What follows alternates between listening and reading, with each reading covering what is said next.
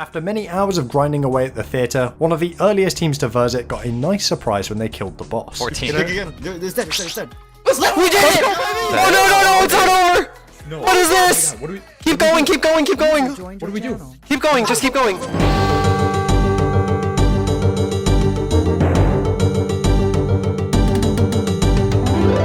Welcome to episode 265 of the Wilderness Podcast. Dilz here, and... Hello. I wasn't sure. I didn't set you up for success on that one. But it's okay. Trey, we've been going through all of the fun bosses in old school RuneScape. Last episode, we got through the wonderful Zuck, the Inferno, with our friend Addy, and we ended on a very fun boss, the Deranged Archaeologist. We love that boss. What a weird boss. So anyways, we're picking up from there, starting back on some Slayer bosses, but we'll get into that in a moment. Trey, I wanted to open up today's episode with a poem that I wrote. Have you ever get into poetry?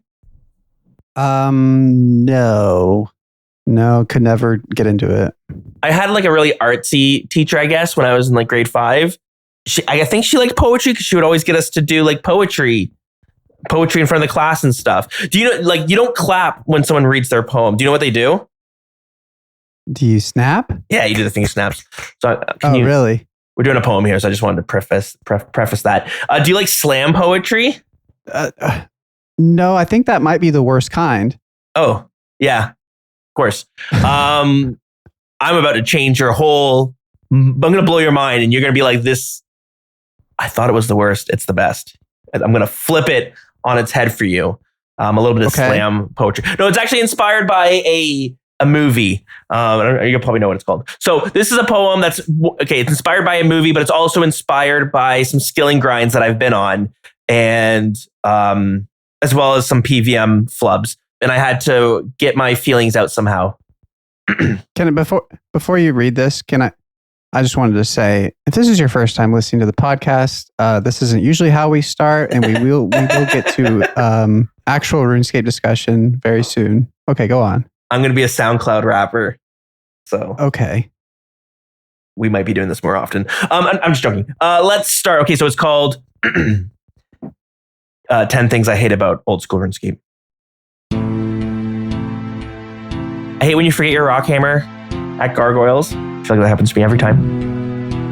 I hate when you think you're going to be featured in a YouTube video. They tell you to bring out all your coolest stuff for this YouTube video. 15 minutes in, though, you realize you're actually being scammed this entire time. I knew it when they asked for the T-bow. I hate when you need nails to build a stash unit. I swear I've never needed nails until the last time I did it. Since when did you need nails for the stash unit?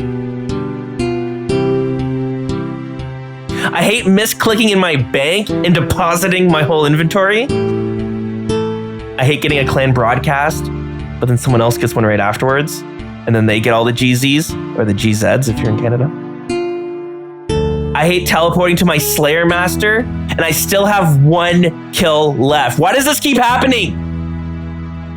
I hate when I'm fighting the final boss at Toa, and then I misclick, and then my dude, he sprints 200 kilometers across the goddamn map, and I die. It happens every time. I hate when I forget to book off work for new content, and then I get to watch everyone else just having the time of their goddamn lives. I hate training Herblore the old-fashioned way, as Iron Men do. I do 10 farming runs a day for weeks, just to level up 1 time. I have over 400 mil worth of herbs in my bank, but once I turn them all into potions, it was like 25k experience. And then I run out of secondaries. I don't know if I should kill unicorns or kill blue dragons or those weird 1 HP mushroom guys that they don't even really die until you spray them with the thing. They don't have 1 HP, but you know what I'm trying to say. But even then it barely works, and somehow the best way to get the secondaries is through farming again. Farming the fucking white berries and the limp roots. I'm done. No more farming. I'm just gonna buy Ive Newts instead.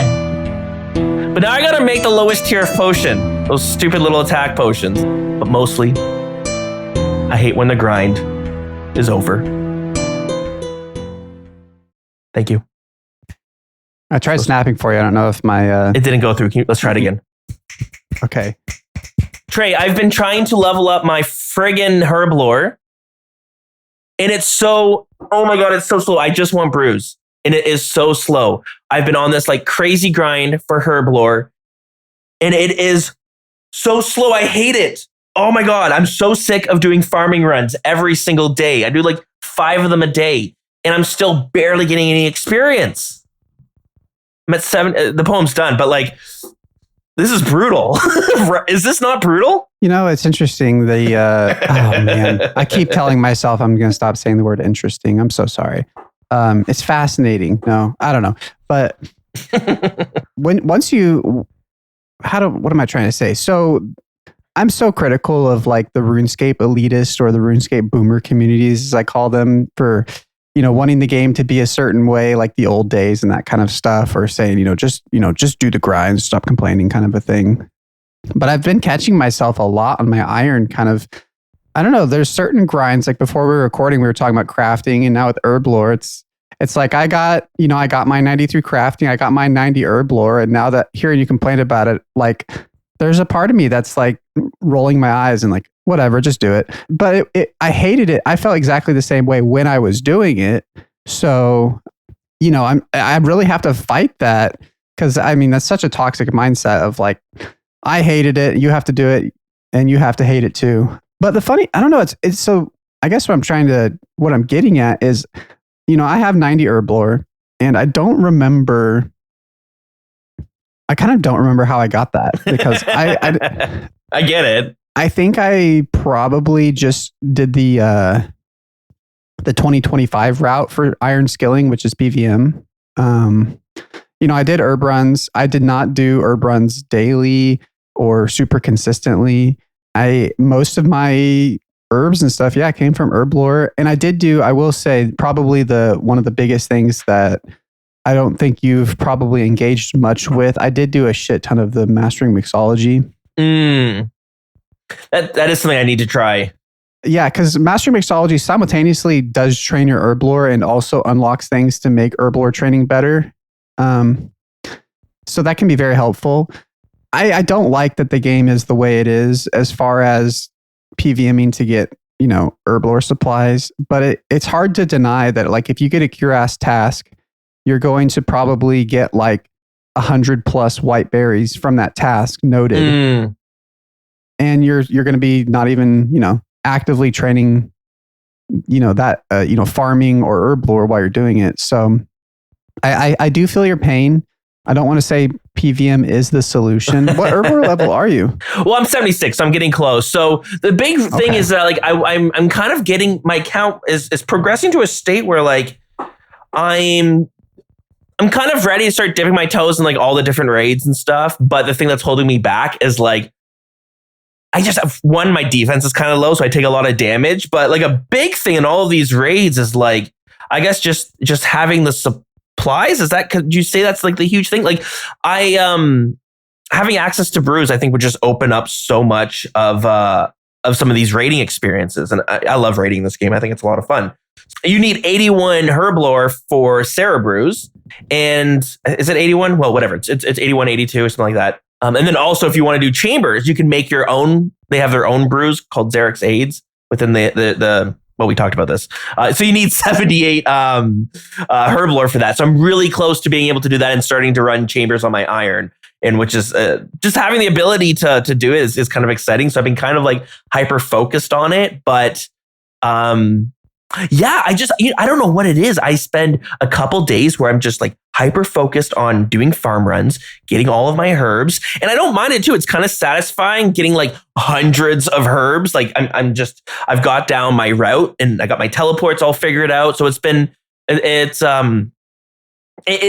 farming isn't actually like terrible on like an individual basis, but it's just, I don't know. I guess it blows my mind by how much time it feels like I'm dedicating to herb lore, because I'm including farming into that, while also simultaneously ignoring the farming experience.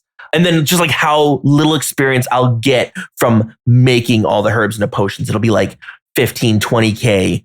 And it's like, it blows my mind. Okay, maybe the poem made it seem like a way bigger deal than it might actually be. But I think that's like a RuneScape thing. When you get hyper focused on, we all have ADHD in this game. When you get hyper focused on a goal like 81 Herblore, or I don't know, thieving could be one for like the diaries. Have you been hyper? You've definitely been hyper fixated on a skilling grind recently. What's one of them? The first one that comes to mind for me is when I was going for 92 mining. That one the thing for me that really puts something into the hyper focused category is when I'm simultaneously AFKing it and actively doing it. Something like mining, where I get so hyper focused that when I'm able to play on mobile, or actually, here's a better example. So I've been really trying to go for 99 construction recently. Why 99? And most people get like 92 or whatever, and they stop because you get all the good unlocks at that level. Right. Technically, you only need 83, but the construction skill cape is one of the best quality of lives for your account. And if I had to like kind of retroactively call my account a certain like restricted type of account or something, I would call it like a teleport unlocked account. Like that's my biggest motivation in this game is new teleports. And the construction cape is one of the best. And then the diary cape is the other big one. Cool. So anyways, I've been going for 99 construction. And the hyperfixation has been when I'm AFK, I do plank make, which is a pretty chill thing.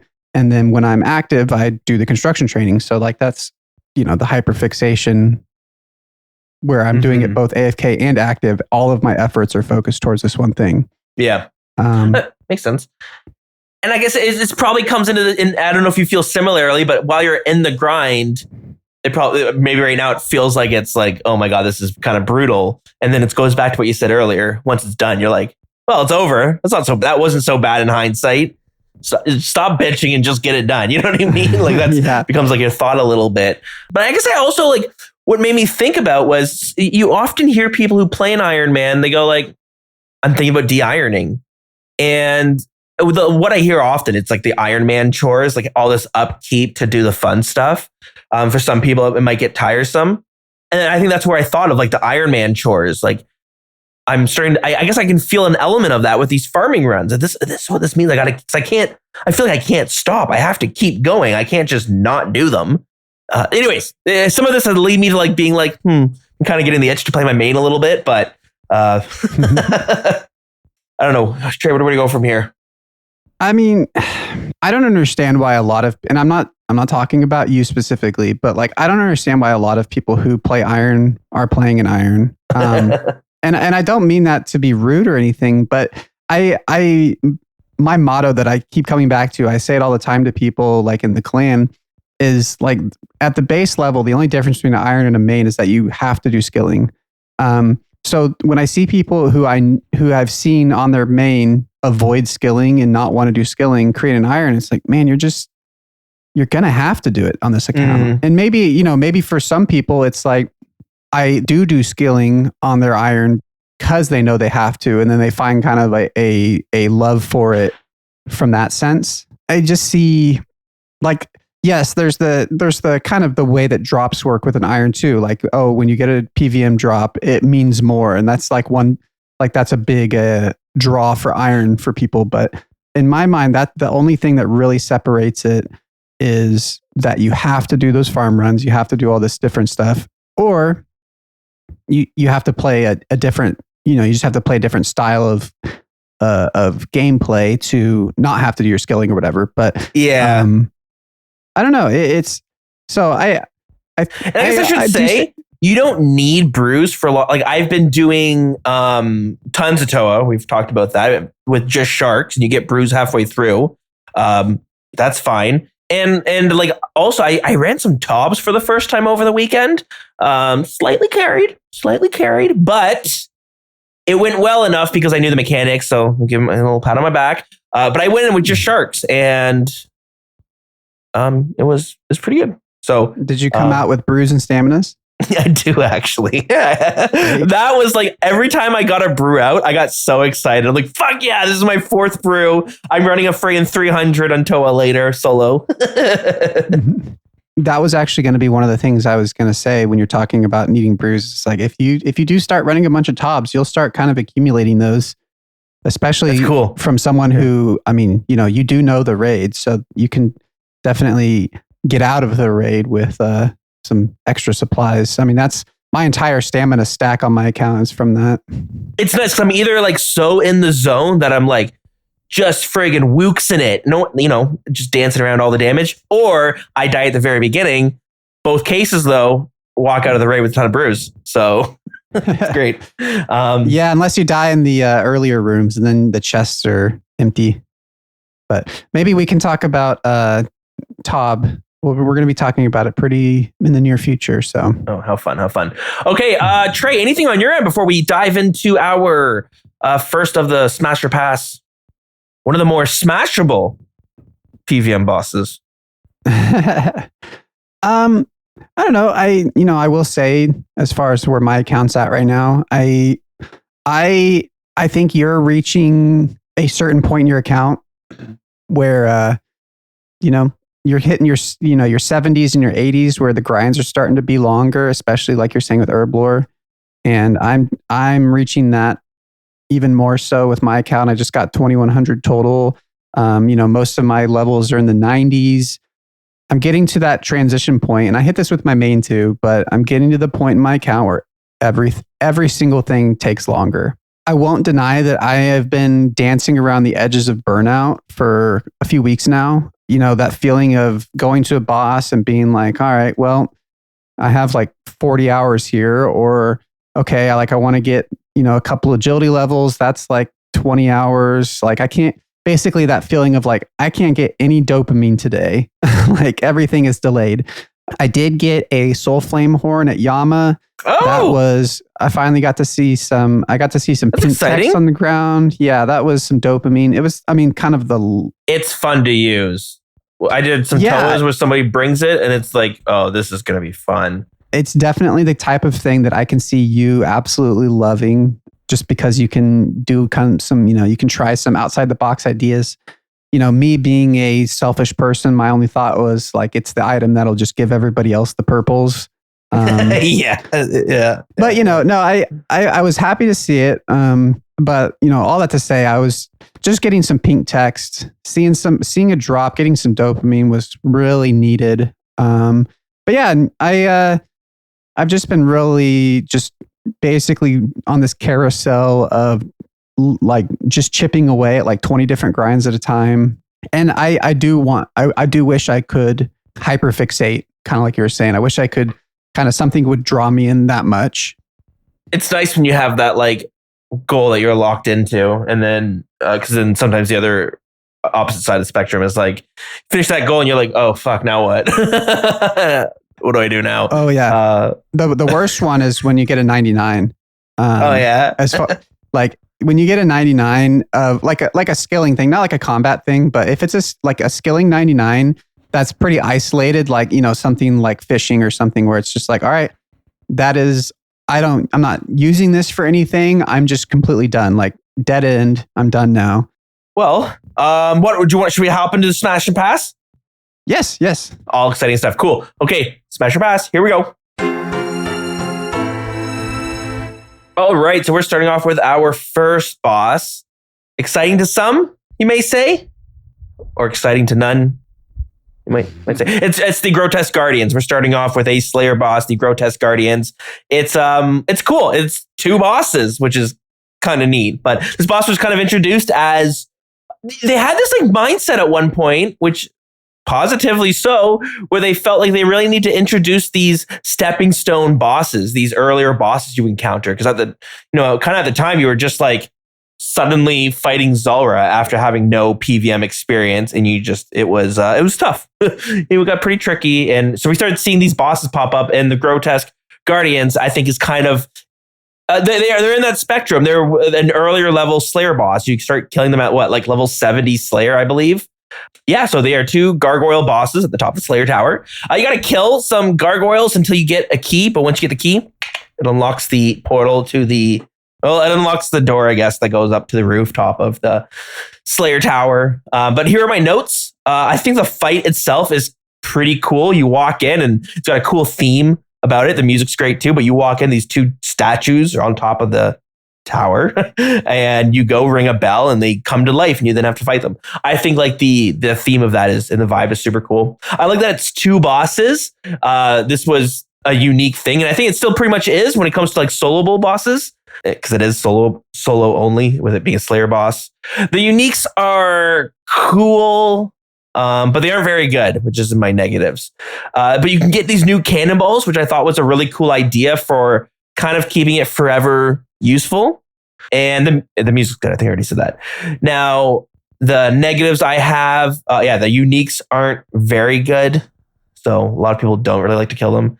And the regular gargoyles actually have some loot that's better. For an example, again, playing on an Iron Man, I love my cannonballs, but I have to make them myself. So I tend to kill gargoyles more often than the boss itself, because the boss doesn't drop steel bars, but the gargoyles drop a shit ton of them. So yeah, that's that's the bosses, I guess, in a nutshell. But it's kind of cool. It's got all these different phases to the fight where you start off fighting them both, and then you got to fight one of them at a time, and then you kill one of them, and then you're fighting the other. So I do like the thing it has going for it. And again, the pet itself is super cool. And one of the gargoyles is flying in the pet version. You can switch between the 2 of them, dawn and dusk. Okay, Trey, what do you like? What do you dislike? And by the way, I said it was the most smashable bosses, because Rockhammer to break it apart, right? Rockhammer and Dragon Warrior. Okay. Yes. Yeah. What are your thoughts on the grotesque guardians? I definitely, one of the things I've been enjoying about this series is noticing how much I like. Sometimes maybe I miss the forest for the trees with some of this content in this game, where I'm so focused on the fight and the drops and stuff that I missed out. I don't pay attention to the theme and stuff, but you are right. It is very cool going to the top of this, Gothic castle and having these like actual stone gargoyles up there come to life and fight them. That is really cool. It's something hearing you say it, and you've done that a few times during this series, actually, just hearing you describe the theme of the boss. I'm like, you know what? That is really cool. So I'll definitely give it props for that. We're in a weird time right now. So Yep. We're recording this. We've had the summer sweep up first round of changes proposed. Right. But we know from the summit that part of the full purview of the summer summit is going to be Slayer rework. And I have I didn't even doubt, realize that. I am not paying attention. So they've released a bunch of fixes for bosses, and none of them were Slayer bosses. And I'm guessing that the next round is going to be focused on Slayer bosses. So the only reason I bring that up is because I think everything I'm going to complain, just like Sire, I think they're going to basically change some very obvious things to make the fight better. So all that to say, take this with a grain of salt, especially if this episode is released after they've already done that blog. But anyways, so the fight itself, I agree. It's a unique fight. I think it's cool. And I remember doing it on my main, and it's one of those bosses you go to and you just hear people just hating on it constantly. And I do it, and it's like, this is a pretty fun fight. I think it is cool. I like the different phases. There's some fun little ways you can try to do things faster. And just like with Sire, which is, once again, this is what everybody says about this boss. The most obvious thing to change is there's so much downtime between their phases. And if that was resolved, then the boss would be 100 times better. And then the second thing that everybody complains about with the boss that is maybe a little harder to find a good solution for is, yes, the drops are very lackluster. if not completely useless. Yeah. Luckily, with Colosseum, they did add a use for the tourmaline core. It, used to be maybe like 1 mil, and now it's up to 7.5 mil. Oh, so, I didn't even know that. you do have at least one big ticket item, relatively speaking. Yeah. Should we go through the items? Because there's a few. It does have some uniques. Yeah.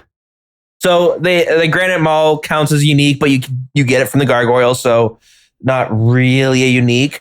You get granite gloves.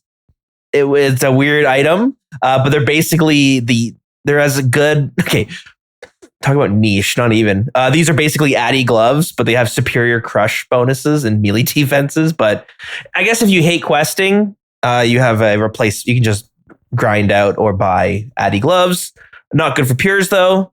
They have a granite ring, which is like a defensive ring. We don't really like defense, so not a big deal. That being said, I have thought about killing them because the way I've been playing my account, just to maximize fun, I probably have already talked about this, is I'm trying not to skip content, so or trying to cheese out stuff. And I did top earlier, so that kind of going against it. But like, I don't have a ring, is what I'm trying to say. So I have thought about grinding out the granite ring. That would be kind of cool, but it's defense. It's all defense, so that's kind of boring actually. The granite hammer. Real quick. Oh, yes. So they part of the summer sweep up is they did mention that they're going to be improving the granite ring. Oh, cool. You'll grant it out some then. More defensive bonuses. Oh, more defense. All right. Well. Yeah. So basically, they're going to be they're going to be adding another defensive ring to the game that's dropped from Deranged Archaeologist. Go see previous episode before that was announced. But yeah, and then they're going to have that's what I mean. It's a weird time to be doing this series because they just keep they're like one step ahead of us. Sorry, all that to say, so they are improving the granite ring somewhat, which is currently priced at $38,000. So it's not a very significant buff apparently. Yeah, true. I could flip this. That's what I'm thinking. No, that is really cool. I might want to check it out. It is cool to get some defense stuff. I bet you we're gonna get a defense meta at some point where Justy and all that, and these are all needed. But it drops a weapon, the granite hammer. It's like, I don't know. I thought about getting this, and then it didn't seem like it had any uses anywhere. But I know some PKers use it. It has a special attack, which, what does it do? It guarantees 5 damage while also dealing 50% more accuracy. So, yeah, that's cool. But the granite hammer does act as a rock hammer. So, And then the black tourmaline core, you talked about this, but you attach it to the guardian boots. Oh, you attach it to Bando's boots to make guardian boots, which are these defense boots, but they're kind of cool because they do have prayer and they do have some melee strength. So if you don't have your prims yet, those could work. And then you can attach an echo crystal to those to make the echo boots. Yes. Yeah, that's pretty cool. Which gives it a recoil effect. Yeah, I guess overall though, the uniques are pretty lackluster. They're okay, I guess. They're whatever. It's fine.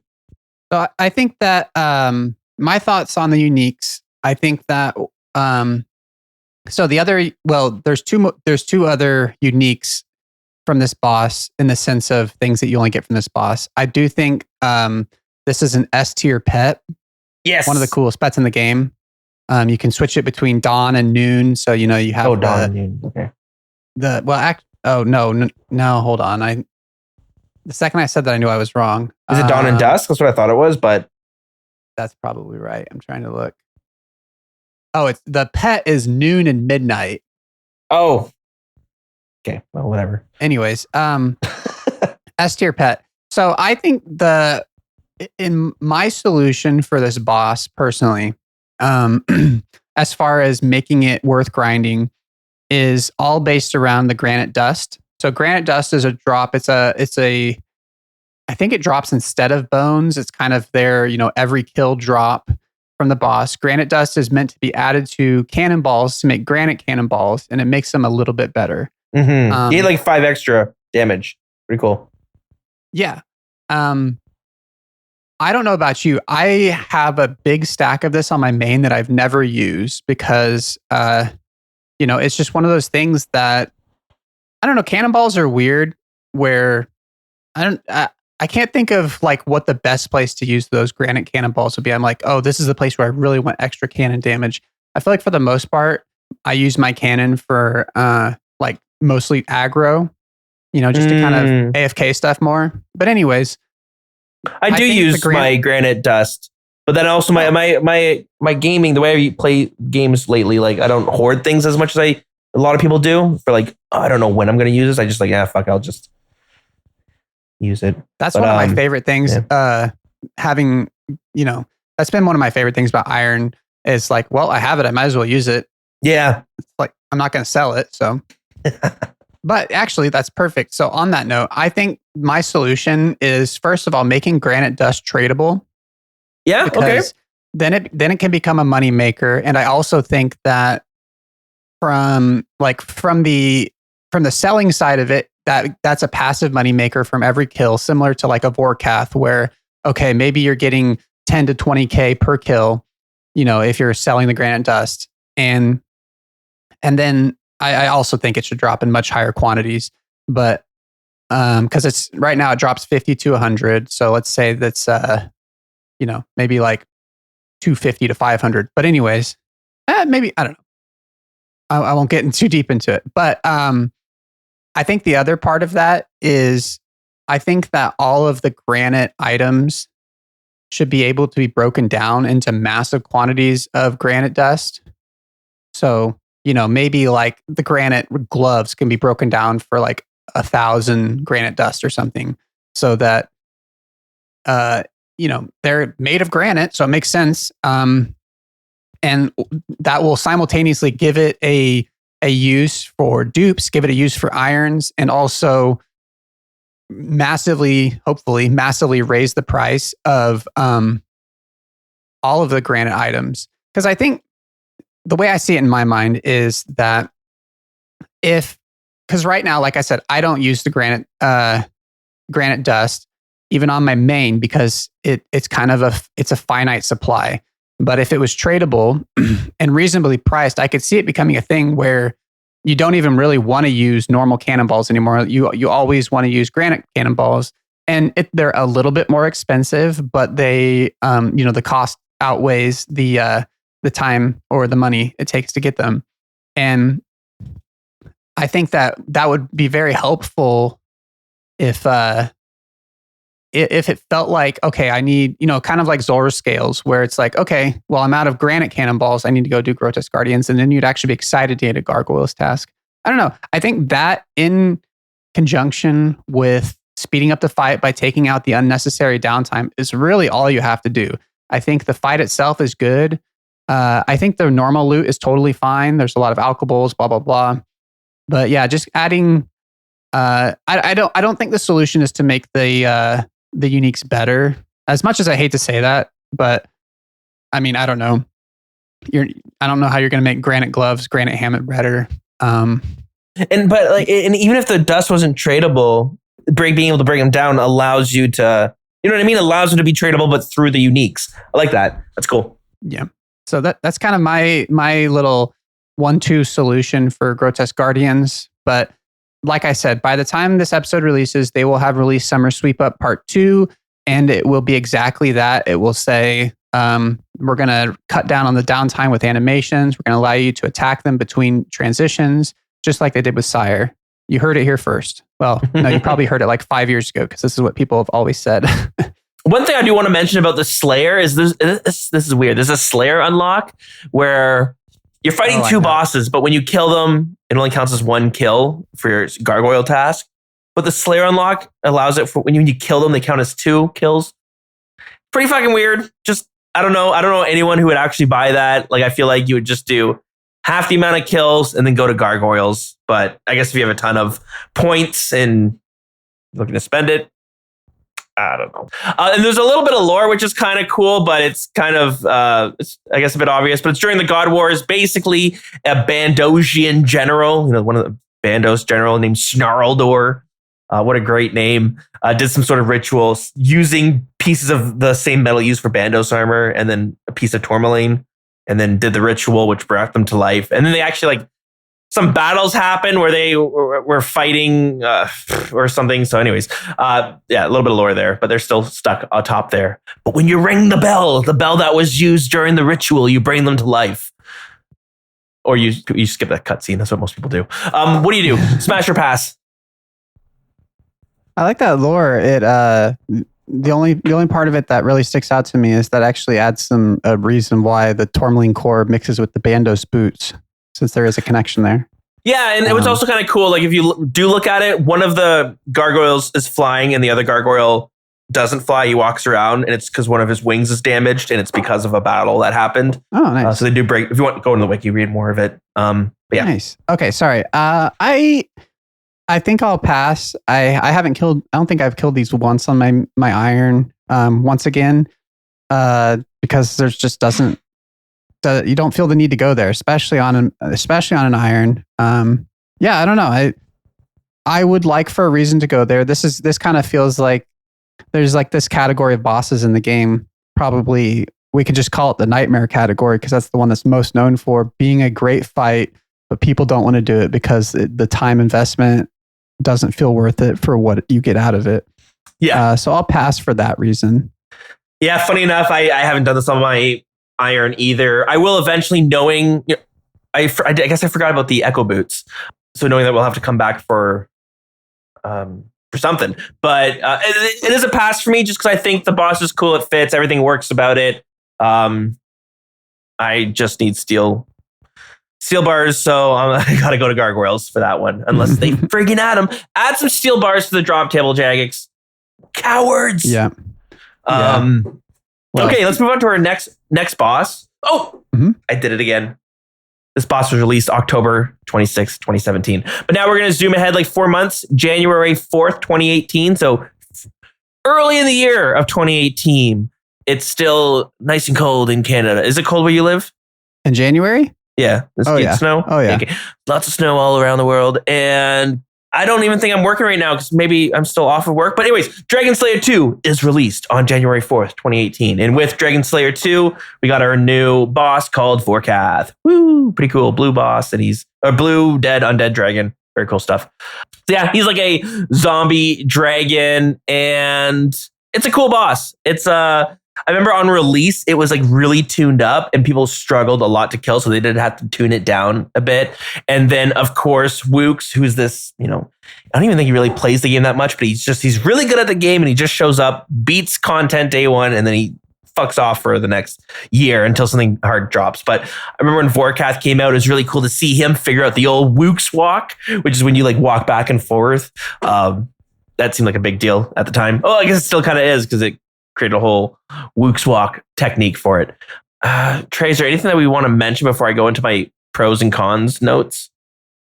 I'm going to call back to when we were talking about KBD and I was mentioning how I think Vork is everything that KBD should have been with the different attack styles. And it makes way more sense to have that coming out of a dragon with 3 heads. Yeah. So I just want to recall that I wish that was, I do wish they had made this just like a reanimated undead KBD instead of a completely different boss, but that's a good point. All. Yeah. It's because that's what it is. If you haven't killed Vork, it's just essentially shooting these different fire-based attacks. Some of them poison, just like KBD.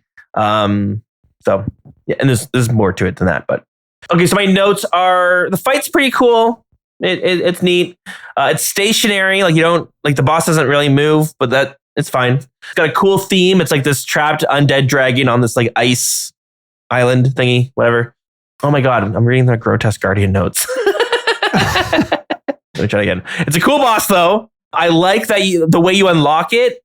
Was it the first time you killed the boss that you're then going to be farming in a quest? I want to say it is, but I could definitely be wrong. But if not, it was one of the earlier examples of you encounter a boss midway through, and you fight it, you kill it, and then that's the boss you get to farm. So we see that with Desert Treasure 2.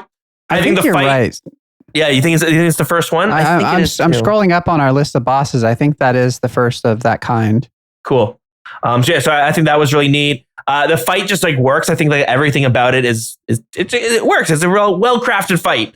And it's not too hard to kill, but there is so much technique that like there's different things you can do, like the Wook's Walk, which really, like, if you want to up your game, it has a higher ceiling, which is, people love that. So they like it when there's all these different ways to improve. And there's different types of Wook's Walking too. I remember using the Dragon Hunter crossbow, and they have this like L-shaped Wook's Walk, which was it was pretty tough, but it felt cool when you could do it. The negatives, it feels like it's a boss that you lag for a second and you're going to die, because there's some things you have to move over because it's going to shoot something where you're standing. It has a few different spells like that, but I just feel like you lag a little bit and you'll die, whereas other fights, you may be fine. It feels like one of my notes here is it feels like there's too many potions to take care of. But I think that has to do with, like, you need an anti-venom because you get venomed. You need prayer potions because your prayer can get, you just want prayer potions. You want your offense potions, so your range or melee potions. You want your anti-fire potion because it's going to be anti-firing you. So I guess it just feels like too many potions you need to bring with you. And it kind of has like old tech that you would use. I don't know if people are still doing it, but back what was very common, at least like some odd years ago when I was killing it more often, was you would do like a Dragon Warhammer or a Bando spec. And then if you missed, you would probably teleport out, or the fight would just be significantly longer. So that was super annoying, was that it was very common to like spec twice, miss both times, and teleport to your house, retry the fight. Although like you can just keep going. It's just sometimes it's so slow, especially with the blowpipe. I don't know if people are still blowpiping it. But you did back then. Those are my notes. Before they nerfed it, yeah. Yeah, before they nerfed it. What are your thoughts? What are your likes and dislikes, loves and hates?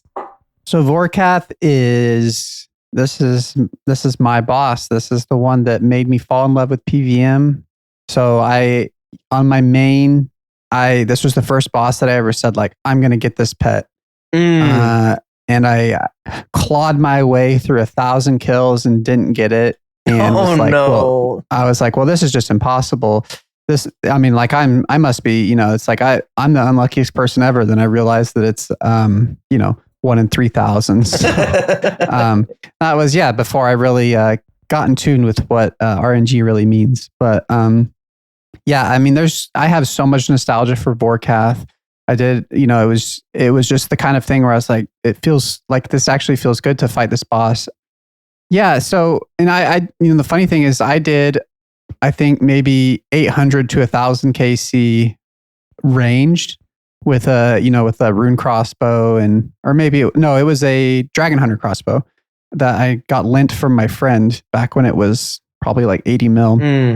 Just that, get some Ruby Bolt specs off. Yeah, it was a good time. It was nice and chill. Get some Elite Void, all that kind of stuff. And then I started meleeing it, maybe for like a combat achievement or something. And I found that I find melee much more enjoyable. Especially, I did 1,000 KC without ever even doing the Wook's Walking. Oh, and then I did melee the first time, and the Wook's Walking was just like super easy. So cool. I find it much easier to learn when you're doing it melee. But yeah, I really like Vorkath. One thing we didn't even mention was that it's one of the blue collar bosses, right? Yes, sir. Yeah, it's one of the and they have it like dipped really significantly. Specifically, like when Superior Dragon Bones, the double Superior Dragon Bones wasn't even blue text anymore. It was really low profit because I think it was being botted to shit. And I think they're earlier this year or something, they did this big bot nuke because suddenly Zulrah and Vorkath were really profitable again. So I think it's back up there. Every kill is going to be at least 50K because it drops 2 bones, and the bones are 25K a pop right now, which seems pretty high. Yeah. And so, part of, the thing that makes it a blue collar boss is you're going to get consistent good loot, but there's no 50 mil unique, the uniques there are kind of lackluster, and that actually something I'm almost sad to say. I haven't, and I still don't really see almost any reason to go there on my iron for a long time. Obviously, I went there to get the head to upgrade my assembler, but the actual like uniques are. So there's the two visages. So you have your draconic visage, which is the melee one. Yeah, which isn't really a unique. You can get that from other bosses. What was the other one? The skeletal visage, which is unique, and that's the one that's basically the ranged version, which, you know, is kind of useless because I prefer meleeing it. So, and Vorkath is essentially, I think the only other place you might use it would be at Ulm if you don't have a buckler. Right. I want to say, but I might be wrong about that. No, because I'm going to bofa there anyway. Yeah, I don't think I would ever. Yeah. So it's a cool item, I think, but I don't think anyone is like, I'm going to grind Vorkath for it because it's 1 in 5,000. So it's already really hard to get. And it's not, you know, not that good. I mean, they're kind of running into the same thing with the Dragon Hunter wand, where melee is just so dominant against like dragons that the Dragon Hunter crossbow and the Dragon Hunter the Dragon Hunter wand just really don't hold a candle to the Dragon Hunter lance. So, and I don't think the skeletal visage sways that in its favor. Anyways, and then the other one is the Dragon Bone necklace, which is definitely like the least like it's just not the kind of item that you're going to go grind. It's 1 in 1,000, so you're not going to go grind like hundreds of hours of Vorkath for it. It's just, it has a big prayer bonus. You can add it to the Bone Crusher to make the Bone Crusher necklace. And then I think it has the same stats of a glory. So okay, yeah. If you've dog shit. yeah. And then I guess the one thing that has been added to the drop table that you would probably be interested in, considering the conversation we had at the beginning of the podcast, is the scaly blue dragon hide, which is basically 100 blue dragon scales that can be used for anti-fire potion making. So that's a good drop, and it's 1 in 10, so you will get lot of those. Yeah, and I'm looking here, and it's got some good crafting loot. So this is like, this is a boss that I don't think, I feel like the uniques are just like a nice, fun thing to get, but most people are like doing it for the consistent money. Like let me see, right here it says every kill is worth an estimated 177k gold. So yeah, you're getting like almost 200k a kill. And That's so nice. like on an iron, it's the place I'm least likely. So of the, you know, like the big 3 blue collar bosses, Muspa, Zulra, and Vorkath, Zulra and Muspa they do have uniques in the sense of like, they do have things that I actually would like to use. In addition to that, you know, consistent profit. Whereas Vorkath, it's just the alkables. So I'm just not motivated to go there for any reason. And I don't think it's really realistic to say like, all right, I'm going to do 3,000 Vorkath so that I can get 99 prayer on my iron. I think you'll blow through that pretty fast. And not to say that getting those bones, I mean, yes, that is a great side effect for an iron of having those, you know, superior dragon bones for prayer, but it's just not, it's not the kind of thing where you're going to camp it to 99 prayers. So yeah, I just haven't seen a lot of need to go there, which I do. It does make me sad because I do love the boss. Yeah, it's pretty cool. It does have some interesting stuff, but and I guess the other piece I'll add is just some lore related. You do unlock it from the quest, but like basically like these dragonkin people are experimenting on Vorkath, and it's all fucked up because it's like, okay, this is an old experiment of ours, and I guess it's the zombies. So yeah. Anything else that we're missing? Just a little PSA for everybody, because I still see it all the time. This undead boss, you wear a salve amulet, and salve amulet does not stack with a Slayer helm. So if you have a Slayer task, you're better off using a either Void or a Nezi face guard in a salve as opposed to a Slayer helmet. You know, just a little tidbit out there for how many times you see people with a salve and a Slayer helm on at the same time. Yeah. And never look away from your monitor, because the Jagex hacks into your webcam or your phone camera and will see when your eyes are not looking at the screen, and it will fire that friggin' fireball at you every time. Yes. Brutal. Okay, what do you think? Smash or pass? This is big smash. Yeah, big smash. Yeah, big smash for me too. It's a good one. It's a classic. So speaking of the old summer sweep up, but where all these changes are happening, Bryo is what's next, Bryo is next, released May 3rd, 2018, so a few months afterwards. It's another free-to-play boss. It's like Obor, the Hill Giant boss, but this one is a Moss Giant, also found in Edgeville Dungeon. Oh, not Edgeville Dungeon, but the one that, how it attaches to Vork sewers, which I think is a great place for it. So what I like about it is it's free-to-play. Free-to-play bosses are cool. Moss Giants are iconic in free-to-play to-play, I think the loot is kind of cool for a free-to-play boss. You get the essence, the Bryophyta's essence, which is worth 12.5 mil. It used to not be free-to-play, if I'm not mistaken. For a long time, it was not free-to-play, and I didn't like that. I hated how this was a boss in free-to-play, but it had no uniques. It just, at least Obor had the Hill Club. But then eventually they let the Bryo's essence be dropped. And basically you can make a staff that you charge it with nature runes, and it can cast high alchemy, but it has like a 1 in 15 chance at not consuming your charges. So if you wanted to save money, how many times do you have to cast it? 1.7 million times to make your money back from all the nature runes you've saved. So if you like to high alch, you really like to have. I think the boss fight is fine. I think it works well. Whoops. And I like the location of it. Vork sewer. That's a great place for it. And actually my con note was unique loot is not free to play. Boo. And then I was going off memory. And then I cross-checked. So I guess I don't really have a negative for it. Besides, you know what? I will say you have to, there's these like little sproutlings that pop up. You got to kill them, but they don't die unless you use like an axe or a knife on it to kill.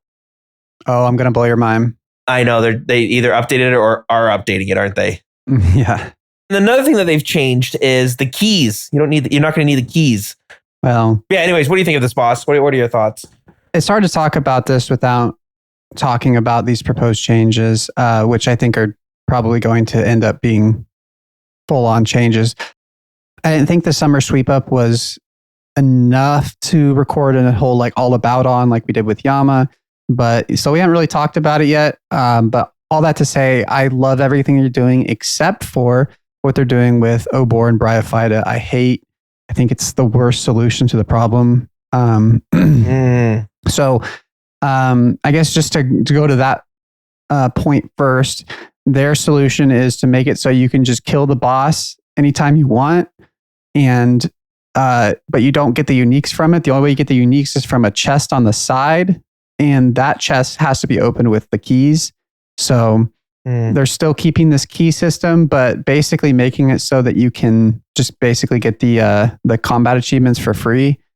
And I think that this is just so dumb and overcomplicated when all they have to do is make the keys 1 in 50. That aside, yeah, I don't know. I guess aside from that, I don't really have any other thing. You talked about, you have to cast alchemy this many times for it to be worth what it is. Nobody really cares about that. What everybody cares about is the elite or the master stash unit is the real reason that people want the Bryophyta's essence. And I have lost so much money, even when I think it used to be like 7 mil or something. And I've lost so much money buying and reselling that just for that master clue step. An item you can flip is what you're trying to say. I mean, that's a good one. I should try to flip you can flip it to people like me, I guess. Yeah, because I lost so much money there. But other than that, it's pretty negligible. I don't care much for it because getting the keys is just ridiculous. But most people get 5 keys so they can get their diaries done and never think about it again. You get the drop. Yeah, you hope you get it in 5KC. Smash or pass? What do you think? Absolute pass. I am going to give it a smash because I do get excited for the old free-to-play bosses. I love that. I was a little bit disappointed when the Royal Titans came out, the newer Fire and Ice Giant boss, which we'll talk about in the near future. I was a little disappointed when that was like a different format from the other ones, but I like those bosses, so like whatever. Anyways, we'll get there. All right, Trey, this is a big one. I would have thought we would do a whole episode on this, but I think we can do it. I think we can add this one to this episode. Let's do it. Theater of Blood. Da da da. The crowd from the theater. So yeah, Theater of Blood, the second raid of old school RuneScape came out June 7th, 2018. It is what would you describe the theme? It's like horror, Mauritania, vampires, spiders, all that sort of stuff. It's beautiful. I was gonna say Bloodborne. Is it like Bloodborne? I mean, there's a lot of blood. Yeah, I mean, yeah, no, Okay. it's, gothic horror kind of thing. I don't think they get necessarily into the like Lovecraftian horror as much as Bloodborne, but yeah, I mean, that's fair. Now that you mention it, it is weird with the theme that there's no, I guess in the lore of RuneScape, there wouldn't be, sorry, I'm totally mentally sidetracked by thinking about a werewolf boss, but I guess that wouldn't really work with the actual RuneScape lore of Mauritania, so never mind. A little Twilight thing going there. Yeah, that's I guess where I was going with that. Ooh, a vampire and a werewolf like a grotesque guardian style fight. It's like Edward and Jacob. You got a vampire and a werewolf, but then they start fighting each other. That scene where they're playing baseball, though, you got to include that somewhere, like a soccer mini game in the middle of the raid. That's what this is missing. Yeah. Anyway, so yeah, Theater of Blood. This is a kick-ass piece of content. It's badass. It's cool. It's violent. It's badass. I already said that. It's a really cool fight, and a lot of people love this raid. But it's it's interesting. It's like the people who like this raid, they love it, and the people who don't like this raid probably haven't even done it because it's kind of hard to get in. The other raids, there are solo methods that you can do. Theater of Blood is like one of the only pieces of content like you need a team to do it.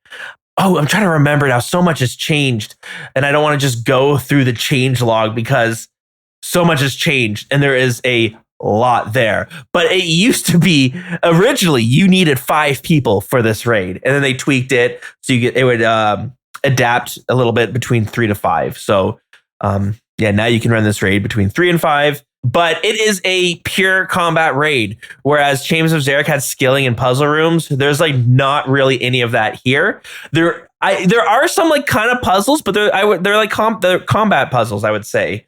So it's a boss basically with puzzle elements. But let me go through the pros of the entire raid, and then we can go through each boss similarly, and we'll do a quick stabber pass. There is less rooms to go through than Chambers of Xeric because it is a set raid. If you've played World of Warcraft, it's probably more similar to that than Chambers of Xeric, because in World of Warcraft or in other MMOs, you have your raid and it's right there. You have the same bosses every time. That's what this one is. It's one boss after another and it never changes. And you have no decisions like you would with Toa. We can choose the rooms. So it's a pure boss. It's pure boss fighting. People love that. That's fun. The bosses are really, really cool. They're super spooky. The music is really great. It has it's high intensity, high skill ceiling, which is why a lot of people who are big fans of TOB, they absolutely love it. They think it's the best content in the game. What I love is that in this raid, people have like really strong designated roles. You have your range DPS, mage DPS, melee DPS. There's like your freezers and all that. There's things you gotta talk a little bit before you even start the raid, which is insane. That's crazy. Talk to other people before you start a raid. Come on. And I love the vibe of it. You're in a theater and there's like areas that people can spectate and watch you on. But the whole vibe of it is really cool. Like you're this struggling. The aesthetics of every room are so cool. And you can see that like past parties have just like tried to like the lore when you just, I love when a story is told through the visuals. You don't need to read a book. You don't need to like do a quest and pay attention. You walk into his room and you see there's someone in bandos who's been beheaded with the bando's god sword stuck into the ground beside them. And you're like, holy shit. You go to another room and you know those like meat cleavers that like hang from the ceilings for like butchers that they hang like pig carcasses on? Mm-hmm, mm-hmm. You know what I'm talking about? Oh yeah. There's a room you go into where those are hanging and you just see like a torso stuck on it or something. You're like, holy shit. There's a room with a spider or Nilos and you can see someone in full ancestral, I think, who's been like webbed up. So it's like you go through though, and each room is almost like it tells a story of a party that didn't make it. And I love that. It's so cool. And they've even added a quest. I'll just quickly talk about this because it's hilarious. So they had the raid come out, and all the lore for the bosses were in. When you beat the raid, you get your reward in the library of, I think it's Verzik's library, and Verzik's the last boss. So it's a library, and you see these bookshelves, and you could pull books off. You could pull books off the shelves and read them. It'll tell you about the bosses. Just because ToB is so hard to get into, because you need a team, and it is very hard. It's not very forgiving. It's very punishing. Jagex wanted to make it a bit more accessible. So they included a quest, and they said this is going to be a narrative way to kind of teach you how to do the quest tied with entry mode. And then when the quest came out, though, there was no quest. You just talked to this dude in front of ToB, and he was like, "Did you complete the raid yet?" And you go, "Yes." And he goes, "Great, you're done. Here's your reward." Literally no story. And they teed it up as it having a really a narrative way of teaching about this raid, and it didn't. So funny. Like they eventually did. They went back and rewrote the raid, the quest, and it's actually a good quest now. But hilarious on release for sure. So I got some negative notes I'll quickly go through, and then Trey, I'll let you open the floor. So the part of the reason why it's also hard to get into is you hear a lot of bad things about ToB when it comes to like the culture or the people who run ToB. If they're not your friends, it can be a little bit rough. I've had some people go off on me from like We Do Raids or Pugs or whatever. I have this hilarious story where I was running with a friend who brought me with people he met from just ToBing, and I made a mistake, and then the guy got really mad at me and then blocked the friend, like our mutual friend. He was like, "I'm blocking and deleting you." The guy was like, "What did I do?" And he's like, "You brought him." Wow. I was like, I'm just like standing there. It's funny. The team size is tough because you kind of, especially if you're not like super good at it, you want about 4 people. What's nice about Tower Chambers, if you have 2 people in your party, boom, you can go on ahead. But you really need 3 to 5 unless you're really good. And it can be stressful. People feel a lot of pressure to not mess up and make mistakes, which kind of adds to like people maybe not trying it earlier. Yeah. Okay. What are your thoughts of the overall raid before we'll quickly run through each of the different bosses? Yeah. So I think ToB is interesting for me. I think I see a lot of it maybe with a little bit of rose tinted glasses because my learning of ToB was on my iron. I did it maybe 4 or 5 times on my main. Never knew it was going on. And we had some people in our clan really take me under their wing, and our whole clan went through this phase. I mean, my account was at that time I changed my name to Trey ToB. My entire goal was to get a rapier so that I could take it to TOA. But we had this period where we had like 7 to 8 people who were consistently ToBing every night.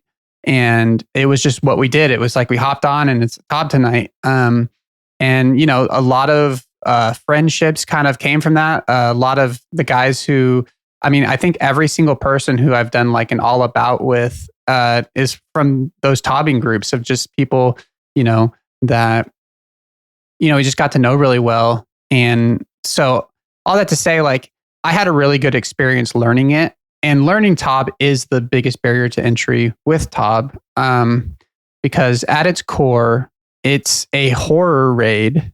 And so, you know, people talk about horror in video games as opposed to like action video games. The difference being that in like an action game, you start out weak and you get stronger. And that's like the power fantasy. But with horror, you start out at your full strength and then you lose power. And that's the horror, is like losing like slowly chipping away at the things that you have, you know, like I guess maybe like a very literal example is like, okay, like halfway through the game, you lose your flashlight or something and you're losing things, and that adds to the horror of it to make you less powerful. And I think by design, I think ToB is a horror raid because you are punished so heavily for losing people on your team. You don't get more powerful. You become very, very weak if you lose any members of your team, and you feel this like kind of Friday the 13th-esque feeling of like people are being, taken out one by one, to the point where it feels impossible to actually overcome it. And from a theoretical, thematic standpoint, that's really cool. From an actual practical doing the raid standpoint, it's brutal. Yeah, because I think it's pretty. Yeah, I feel confident saying Tob is the only raid where if you lose your team, there is a very low chance of you actually completing the room. TOA, if somebody dies, the room doesn't get more complicated. It just gets a little more, takes longer for the most part. Yeah. And also, if you die at Toa, there's a chance that you can just try it again. Yes. Chambers, you can try it over and over and over again. Yeah.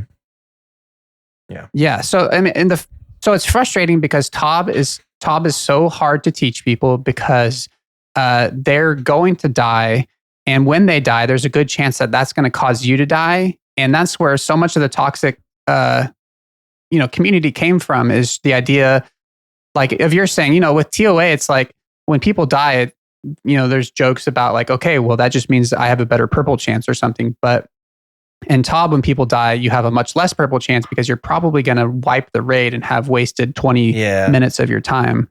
And it makes it huge, like so hard to learn the last fight of the boss, which is the most complicated, the longest, yes, arguably the toughest. Because once I don't know, like at least with Toa, like I don't know, it's you can brute force your way through the raids. Tob, you really have to master every previous room first because, gosh, you keep dying. You don't get good at those earlier rooms. You're never going to make it even to the last boss. But yes, so that can be tough. All that being said, if you haven't done Tob before, you need to go out and learn it because it is very fun and rewarding. And I know I said all of this stuff that makes it sound very scary about finding a team and stuff. But there is a time and a place that is very, it's very good to learn Tob. I mean, exactly what I'm saying, where you can, like, basically the way we were running it is, like 3 experienced people and 1 learner, right? You never want to have like 2 learners in a Tob because it goes south very quickly. But, people, the atmosphere has changed. The culture has changed around Tob and people are much more open to taking learners. I can only speak from my experience in our clan. I don't do weed your raids or anything. So yeah, if you want, like, I can tell you that, like in our clan specifically, there are people who will take learners. But you just have to accept that it's going to feel like you're riding your head up against the wall because you're going to die and you're going to be watching everyone else finish the room. But the absolute worst part of learning Tob is not dying. It's causing harm to and giving damage to other players and knowing that you're responsible for that. Because once again, a lot of other bosses in the game, including like stuff like Yama and Nex and stuff, it's basically, it feels like a bunch of 1v1 fights at once. But Tob is the most like group content-esque thing in the game, and your mistakes will cause mistakes to other people, and that does not feel good when the guy teaching you, who's really cool and really nice to take you, gets really quiet because you caused him to die because of the thing he just told you not to do. And you gotta work through that. It sucks, but it's just part of the learning experience, and you will get better and you will not make those mistakes as often. And the guy teaching you is going to die to dumb stuff too. So, they're not perfect either. I think it's just meeting good people and having fun with good people, and it will be a good time. It's very fun. I did mention earlier on in the raid, earlier on in talking about the raid, that I've had some negative experiences with Weedy raids. I have also had some extremely positive experiences. I've made some friends off Weedy raids. I had this one dude who had over 1,000 Tob KC. He spent so long not just teaching me the fight, but like teaching me, because I knew the fight, but there were things that kept catching me, and he took so much time out of his day just to like teach me like how to do these specific things. Like it was like a one-on-one session. It was pretty crazy. I was like, holy shit, like that's really good. But some of the things he's taught me, like it's changed the whole raid for me because like nobody took the time to really explain it, and you wouldn't know unless you knew. So We Do Raids is like a Discord server it's meant for people who don't have maybe friends to play with, or maybe you just are wanting to run a raid and you just can't, maybe no one's available at this time. You can go to We Do Raids. They have an awesome system. Find their Discord. Honestly, I know there's tons of people who like swear by We Do Raids. So you might have some bad experiences, but I've had way more better ones. You sometimes remember the negative ones like more than the positives. But I've had like 2 or 3 really bad experiences, but I've had like tons over the years. Like I've done so many We Do Raids just because it's a great way to learn with Tob too. You can have people carrying you. But so yeah, Theater of Blood, it's pretty cool. Let's start with the first boss, the Maiden of Sugadinti, formerly known as the human Serafina. She was like, this is the whole lore. Vampires are running, the Twilight vampires, the ones that glistens. They're all so beautiful. They kind of have a bunch of random people as citizens, like all the people of Mireditch and there's a bunch of people who are just like enslaved basically. And that's what the Theater of Blood for. It's entertainment to throw these like people through that are probably going to die. In exchange, if they win, they get like freedom, but you're probably going to die. So yeah, it's just for the vampires to have fun. So, but Sugadinti used to be a person, and she got sent through the Theater of Blood, and there was like promise that if you can like get far enough, we'll give you freedom. But then she did get far enough, and they didn't like that. That was all a ruse. So they're like, you know what? We're going to put you at the very beginning of the raid. Sugadinti means to ruin or ruined in Lithuanian. A note. She's also the tallest boss in the game. Only when she's doing her attack animation, though, it causes her to grow a few inches. There's some sort of link between the Maiden of Sugadinti and Hespori, and if you look at the 2 models, they look very similar. So this fight's really cool, though. I mentioned that like you have your roles. So in this one, there's like what I really like about it is there's these like Nilos, these ticks, these beetles that spawn at certain phases of the fight, but you need to get them frozen, and then you need to DPS them down. And you have these 2 roles where you have someone who needs 2 people need to freeze, and then 2 people who are DPSing down the Nilos. So I love that you have a role and you need to do your job. Everyone's doing something different on that stage. I love that part of the fight, but it can be really tough. It's just it's a really hard fight because there's these like little blood sacks that kind of float around. They drop blood, and if you step in it, it drains your prayer and HP, and it can just drop you. And what I think was smart is, in a way, Maiden is one of the hardest bosses of the fight, but you fight her first when you're full supplied, as you mentioned, Trey. You're at your full strength, and the bosses afterwards are a little bit more manageable, so you do get a refresher. But yeah, if you watch like Settled's videos, like Maiden is a struggle bus to get through. Do you like Maiden? What do you think of the Maiden of Sugadinti? Are you going to do a Stabarino? I guess we could keep with you use a Dragon Warhammer for this one, so I guess we could. Yeah, Maiden's a cool fight. I think what you're talking about with the roles and with it being first is very important, because I think that Maiden is the boss where the defined roles of the raid are most important, and it's great that it's the first fight because you can see if your freezers can really hack it, and if they can't, then you're probably gonna have to switch something up because if this was like the third fight, that would be frustrating because the mistakes are going to happen here. So it's it being the first fight, we put everything on the table at the beginning. Yeah, this is what you're dealing with, guys. Because there's pretty much no way to cover for someone who's bad at freezing here. I mean, obviously the other freezer can help, but a lot of times the other non-freezing roles aren't even on ancient spellbooks, so they couldn't freeze if they wanted Lunars or Arceus. Yeah, totally. Or you're not bringing other mage gear because you're like, I don't need to do much maging in this raid because I'm not. Yeah, so it's good that this room is first. It kind of lets you know before you really get going, and that's especially. I did quite a few trios as well, and in trios, this is probably the room, this one and Nilo's coming up are the rooms that are really the most affected by trios. And I always got this feeling in a trio that once we got done with Maiden, that it's like, okay, we can actually do this raid.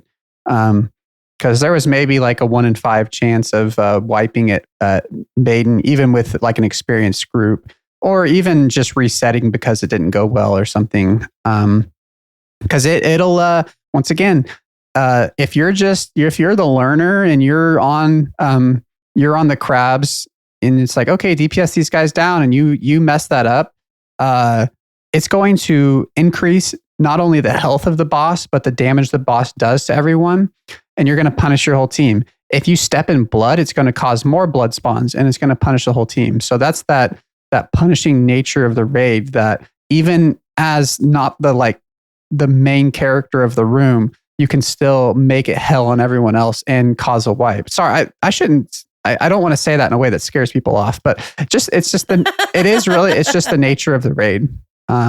Buyer beware. Yeah. But yeah, no, I really enjoy Maiden. I've learned to freeze now, and that feels really good to get those freezes off. Easyscape now that they removed the auto cast delay, so I don't have to manually click on my spell book like you used to have to. But yeah, no, it's a cool fight, and yeah, I really like it. Smashing or passing? Smash.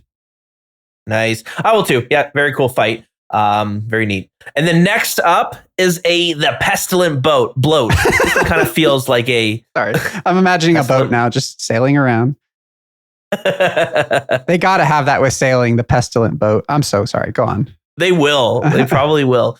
Yeah. So this is kind of like it feels very puzzly to me, more so than an actual boss fight, but kind of cool. It's this abomination that's been like sewed together. It looks gross. Flies. It's gross. It's the pestilent bloat. But the way it was made was by putting together 3 giant heads, an ogre's corpse, 4 buckets of human blood, 2 cyclops' arms, and 2 catablopon legs. They look like weird bulls, and an apple pie. Interesting. It does say an apple pie too, so I'm not being silly there. Jagex is being silly. So before next, here's some fun trivia. Before next, the pestilent bloat was the only NPC who could actually run. Due to, like, it says even here, under the hood game engine changes. So they had to do some work for the pestilent bloat to actually run, instead of and so next is the other boss that can run, and there's also one in Toa who can run as well. And during Christmas, or they get festive overrides with red party hats and Santa hats for events. For the bloat. So that's fun. But I'll quickly explain how it works, because it's not like I love this fight. It's not like a boss fight. It's like a puzzle. But you got this giant pillar in the middle, and the bloat just walks around around the pillar, and you just can't let him see you. If he sees you, he's gonna throw a bunch of friggin' flies at you, and then every now and then he gets tired and like falls asleep or something, and then you got like 20 seconds to do damage. That's basically the fight. It's cool because if you're good, you're not going to take any damage, and it's not necessarily hard, but it can be. But it feels like it feels like something that just I see people who are pros still getting killed at this boss, which is funny because you just get cocky, I think. What do you think? What do you like about the pestilent bloat? And this is the one where there's like those meat hooks, and you can see like a dead body hanging from it. I think it's fucking awesome. Bloat is what makes it does a good job of showcasing what makes TOB so great. It's so simple, and you keep kind of comparing it to a puzzle, which I've never heard before, but that's kind of an interesting way of looking at it. And if every raid's puzzle was like bloat, then then I would have no problem with puzzles. But it's so simple, and the whole concept is just stay on the opposite side of the room from the boss so he can't see you, and then when he goes to sleep, you run in there and hit him. And as a beginner, that's all you have to know is like, okay, I'm going to run in, I'm going to hit him a couple times, and then I'm going to run away well within my safety.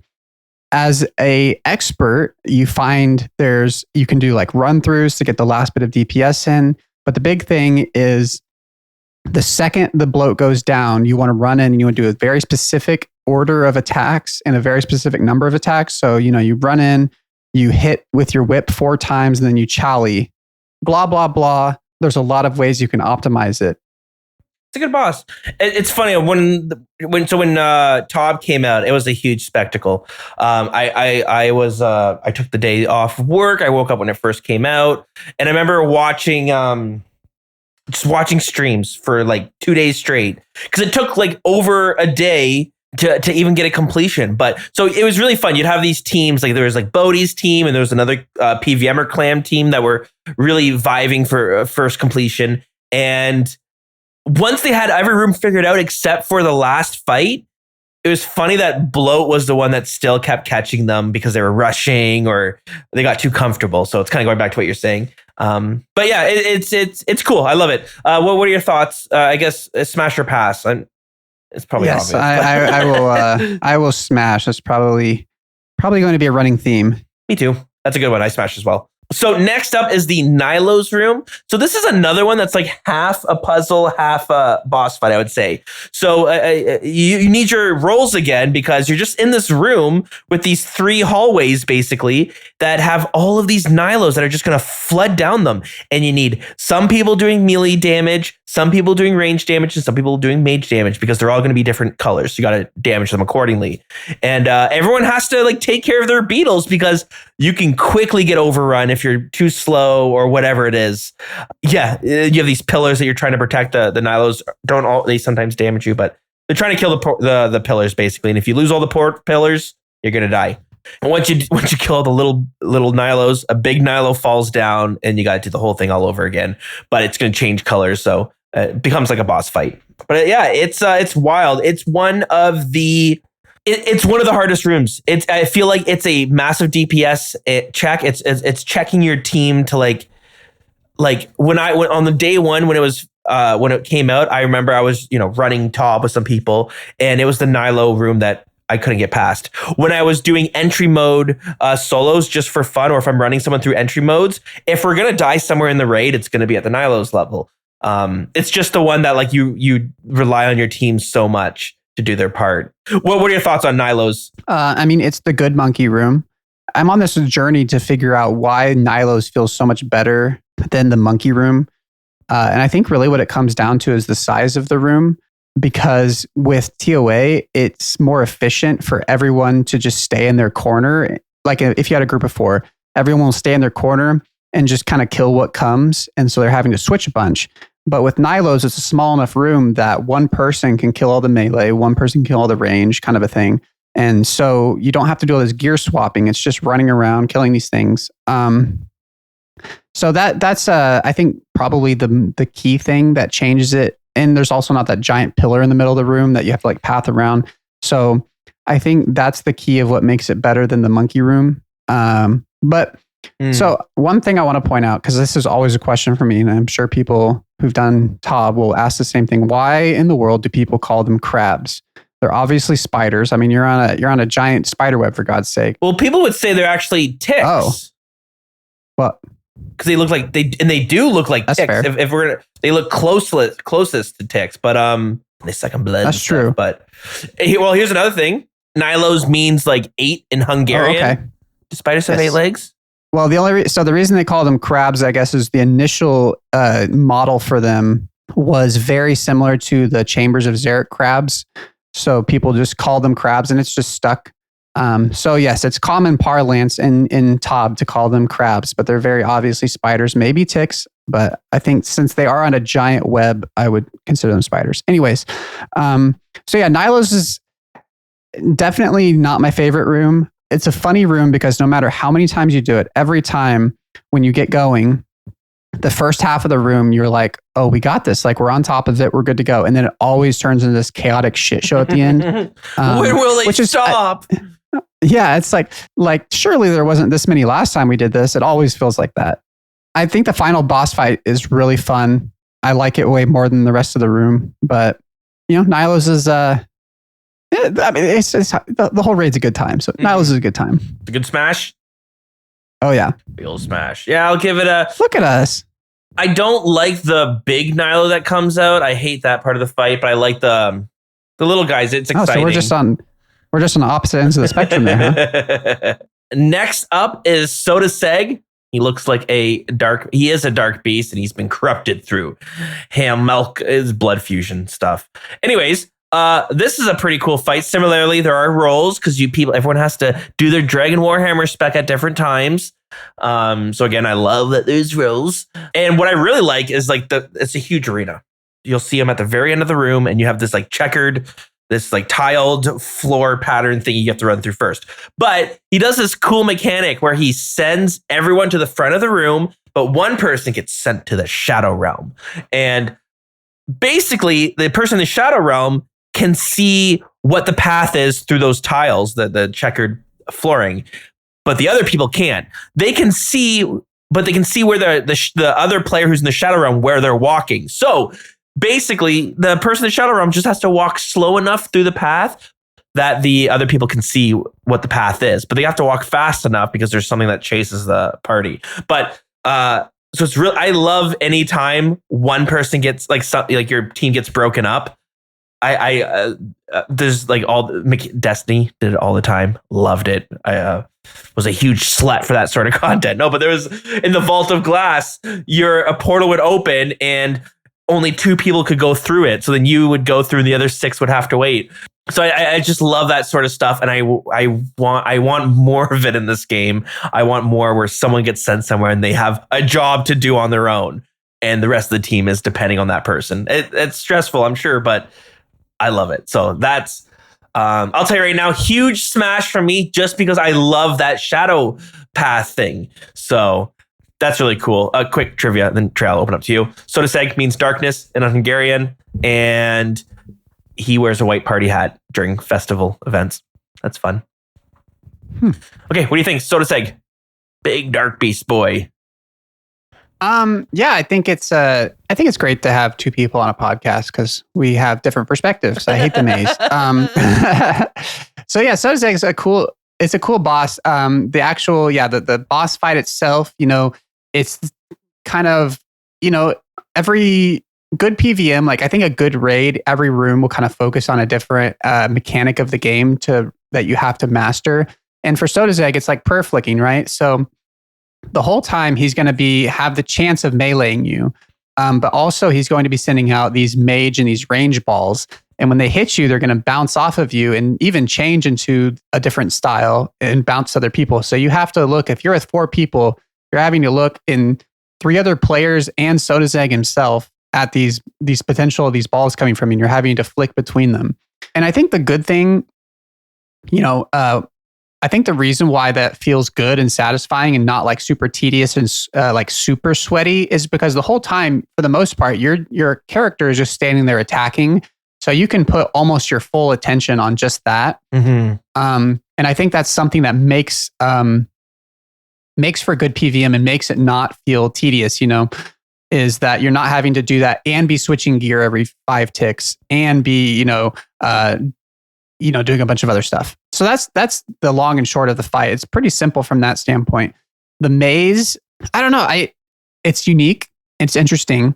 It teaches you, once again, another mechanic. It teaches you a lot about movement. My goodness, I saw one of the guys in our clan during bingo. He made a video and showed a clip of him running the maze. And oh my gosh, he did it in 3 clicks.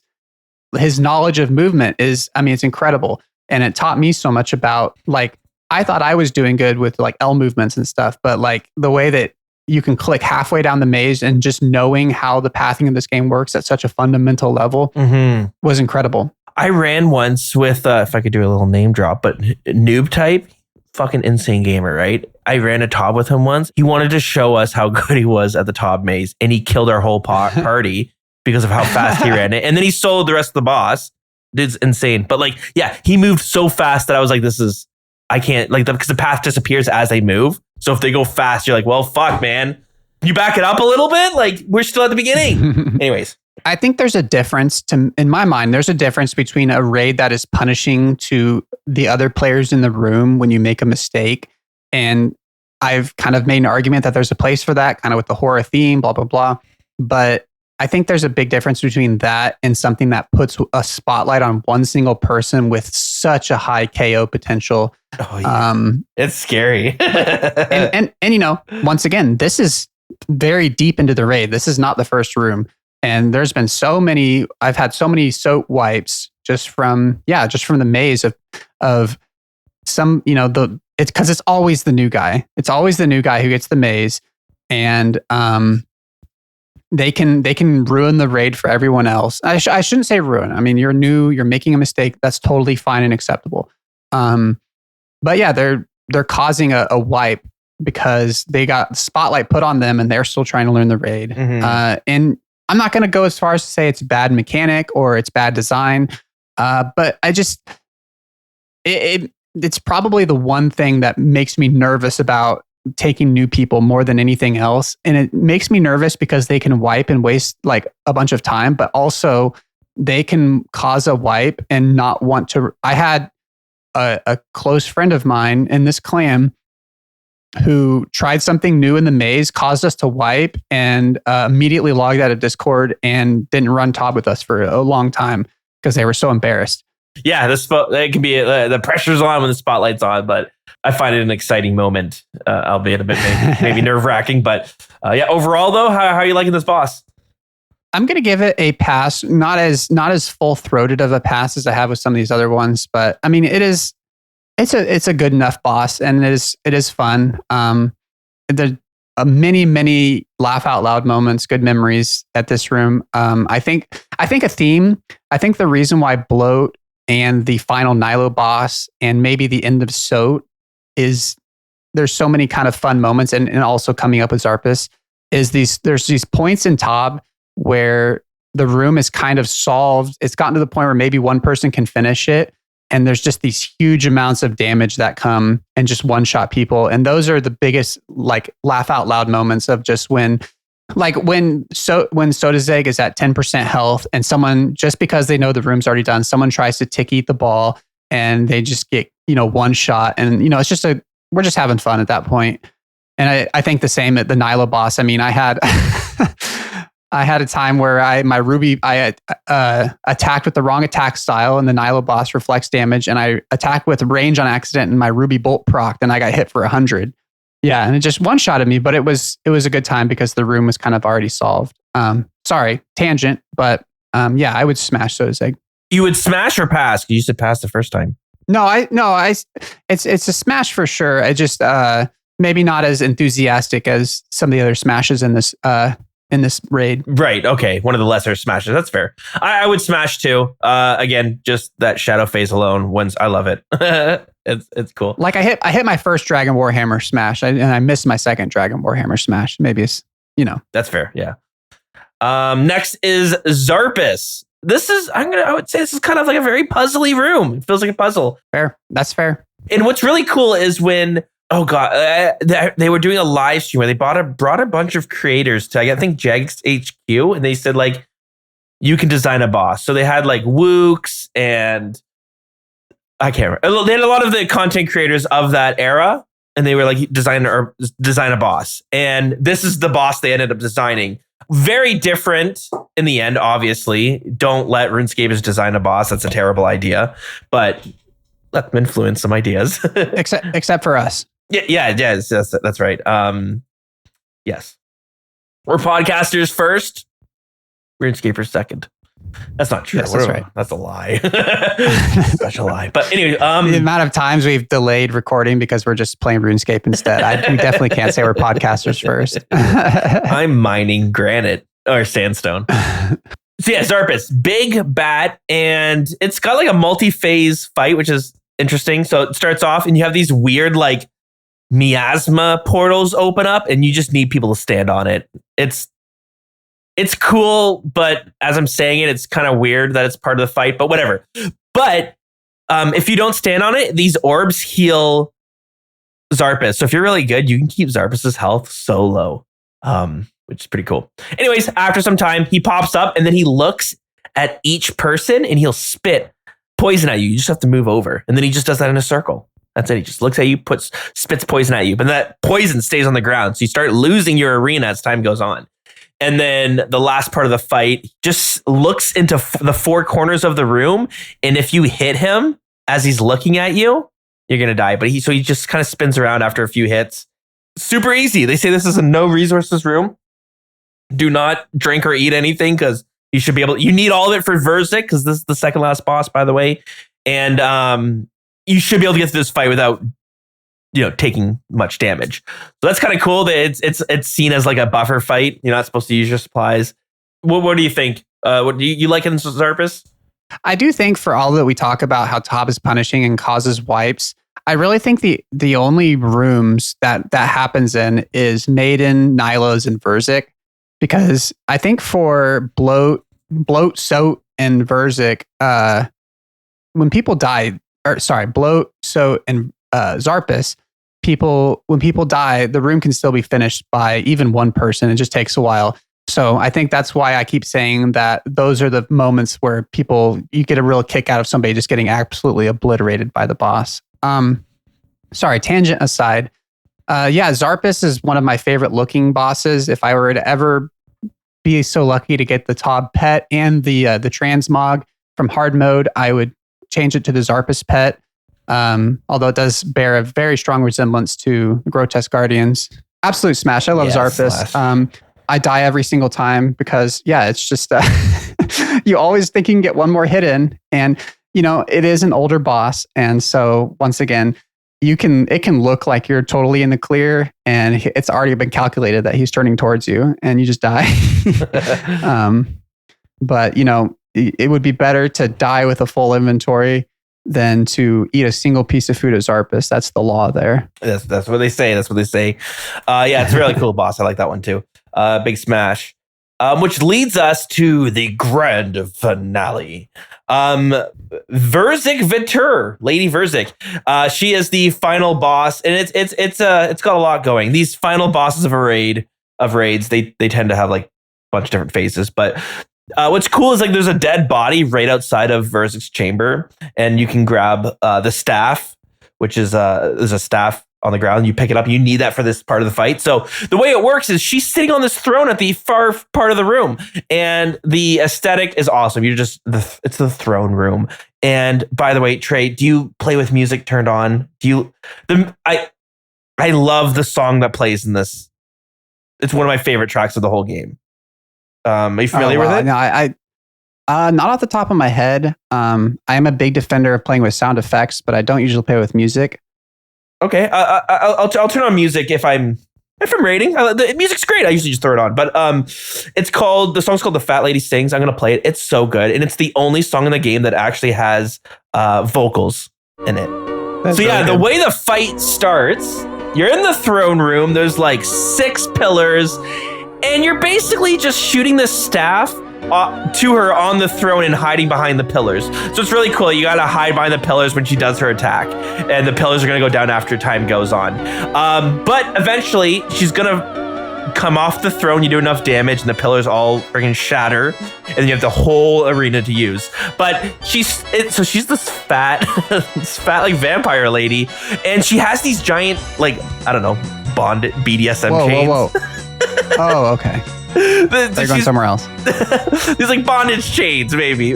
She's like hanging from the ceiling though, and the idea is like she's so fat that like she needs assistance to move around. And so now she's sitting in the middle of the room, sending out and now you gotta fight her while she attacks. And then eventually you do enough damage, she turns into the next phase of the fight, where she falls from the ceiling and turns into a spider queen thing. And then that's like the final frontier of the fight itself. It's cool. It's great. I'm turning off the music. Music's great though. We'll probably end with it. So yeah, that's essentially the fight in a nutshell. It's really tough though. Very difficult. Every phase is super different. So much going on. Your first time you're there, you're gonna die in the first phase. The second time you're there, you're gonna die at the second phase. You'll die at every phase like once probably. But it's really cool. It's got a lot of really cool mechanics going on there. And the one thing I'll say that is one of my favorite moments when this was released. I'm gonna find the clip. I will stitch it in. But Trey, it was a race to get to be the first team to finish top. That was a huge deal. People were getting close at this point. You had the YouTube team. It had Bodie, Wooks. It just had like a bunch of these content creators that were quite popular, all playing together, and they're quite good at the game. The other team was a team of PVM clan, who are just very good, but maybe they didn't stream that much. But today, they were one of the most popular streams because it was a race between these two teams. They were making it the farthest consistently, and they were the ones getting to Verzik. Everyone else was kind of struggling. But no one could beat the second phase. And when you look at the health bar, it goes down to 0 when it completes the phase. So right when you think you're finished, you don't know if there's a third phase afterwards. That's exactly what happened. The PVM clan team was killing it. They finally killed Verzik, and they were like, yes, yes, yes. They were cheering, and they were so excited. And then all of a sudden, they see Verzik fall from the ceiling and turn into a spider, and her health bar goes all the way to 100%. And they were like, holy shit, we have to do another phase. Like everyone was awestruck that there was a third phase that nobody knew was there for the first 12 hours of the fight. After many hours of grinding away at the theatre, one of the earliest teams to Verzik got a nice surprise when they killed the boss. 14. There's dead. We did it! No, it's not over! No. What is this? What do we? Keep going! What do we do? Keep going, just keep going. That was a really cool moment of I don't think we've had anything like that in a long time, because Toa was you could tune it down if you wanted to. Yeah, Tob wasn't like that at all. So that was really cool. Yeah, tell me what do you think of Verzik? Yeah, I mean, it's a great fight. P2 is the one where Verzik's a fun boss to explain. And I guess, to be fair, TOA is the same way, where when you're explaining it to people, I always say, okay, this is exactly what we're doing for P2 or for P1. And then I say, okay, this is generally what we're doing for P2. There's a lot of other stuff going on, but I'm going to take care of it. Okay, you just focus on this right here. And then I say P3, I'll tell you when we get there, because what I'm not saying is you're going to be dead by then, because learning P2 Verzik is so difficult, because there's so many things that are going on, and every single one of them is going to hit you for a 50. But once you kind of know what's going on, and then once you hit that next level of being able to expect what's coming, because it's all on this pattern, it becomes very fun and very rewarding. But just that simple scythe walk or whip walk it's just really hard to learn, and it's extremely punishing to mess up. All that to say, it's fun. It's just a fun time. I will say it's one of the parts of Tob where you really don't want to mess up and die, because that can be, the amount of times I've wiped at Tob in Verzik, and it's just all right, well, we're done. We have to restart. It's over now, is absolutely demoralizing and heartbreaking.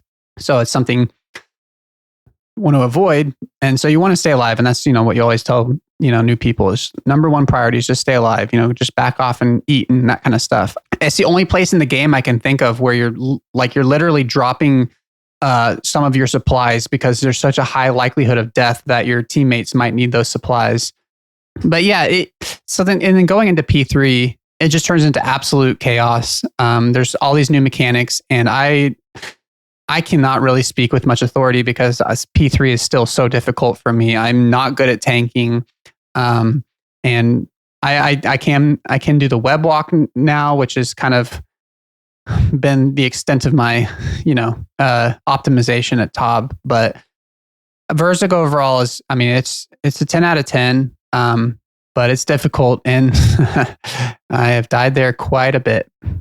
Yeah, it's a doozy. For We Do Raids, we talked about their system, but the way they do for Tob, it's quite unique, because in order to do a learner raid, you need to have a screenshot of proof that you are able to get to Verzik with a group of newbies, because they want to see that you can learn the rest of the fight, the rest of the raid. With that's how hard the thing is. If you're gonna get taught, the teacher just needs to worry about fine-tuning your other runes, and then teaching Verzik. They don't want to have to teach everything. That's got to be my biggest problem with Weedy raids, is they definitely have that that classic, this job requires experience, but you can't ever get experience, so nobody will hire you kind of a thing to it, which is frustrating. It can be tough. You got to put the work a bit, sourcing other newbies in their chat. who have 0 KC to do it together. Or sometimes you find someone who's nice, that's like 1,000 KC, and they'll help you out. Little fun fact, Vork was the strongest monster in all of RuneScape until who do you think came out and became the strongest? I would have said Zuck, but that came out before this. Yeah. Are you talking about hit points wise? Combat level. Feels too easy to say. I don't think it would be Wardens. I'm going to say, this is going to be really obvious. Yama. That's a dumb answer. I have no idea. That's a pretty good. It's Soul Heredict. Yeah. From the Colosseum. So the Soul is combat level 1,563, and Vork is 1,040. I mean, what do the levels even mean at that point? Yeah, but the cool thing is Vork was one of the only bosses besides Wardens. Vork and Wardens are the only boss that in each phase they change combat levels.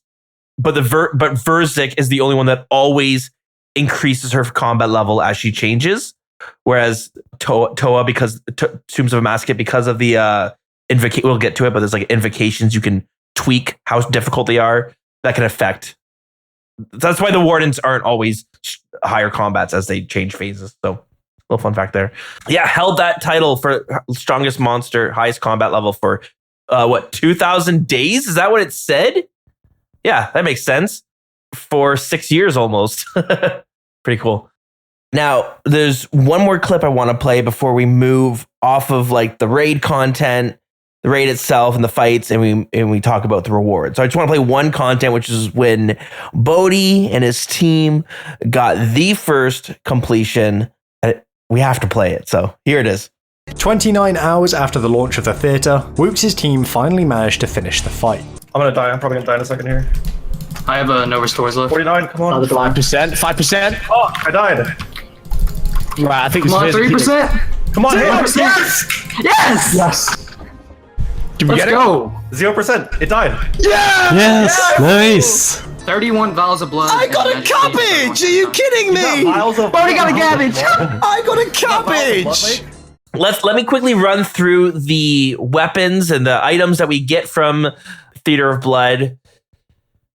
You get your Avernic Defender, which I don't know if it's mentioned, but it's kind of like the Dexterous and like Rigor and Augury that you get from Chambers of Xeric. It's similar to the Light Bearer, I guess, Toa, right? Where it's like they're the easiest things to get, but they're like very, very nice upgrades for your account.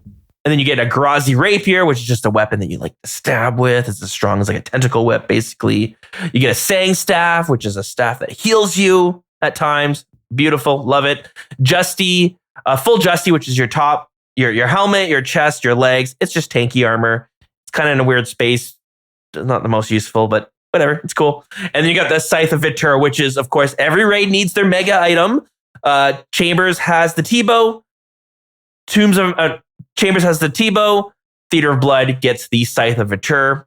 What kind of makes this cool? Two-handed scythe, and any monster that's bigger than 2x2, it does 3 damage. But it'll also hit people beside. Like if there's 3, it'll swing and kind of do like a cleave and hit them all. Yeah, so that's like your mega rare for the table. And for a long time, it was like pretty cheap because it wasn't that good. Like 300 mil we're talking. Now it's sitting at 1.6 bill. So it's quite expensive. Anything you want to say about the items before we talk about if we're going to smash or pass the entire raid? Which is kind of redundant, but whatever. Avernic is great. It's the only one of those you compared it to the Dex and Arcane or the Light Bearer and the Fang, and it's the only one of that tier that has consistently retained its value because it is consumed and cannot be reverted, which is great. I mean, I think that makes for a useful item, and it's a great upgrade. It's just like the Fang, Light Bearer, Dex, and Arcane. It's just a solid upgrade across the board. That's great for your account. Justy armor, I think there's so many ways they can go with it to make it more interesting. Personally, where I would like to see it is basically best in slot AFK armor, which I know because of its defensive bonuses it is, but I would also like to see it be best in slot for prayer.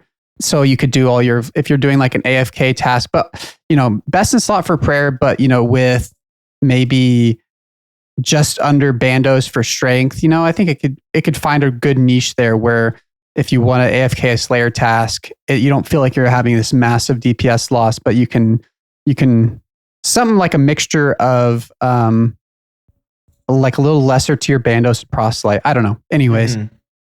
Not much to say about Justy. Rapier is the reason I went to Tob in the first place because I wanted a good stab weapon, and stab on an iron is really hard to do until Fang, but you need a stab weapon to get a Fang.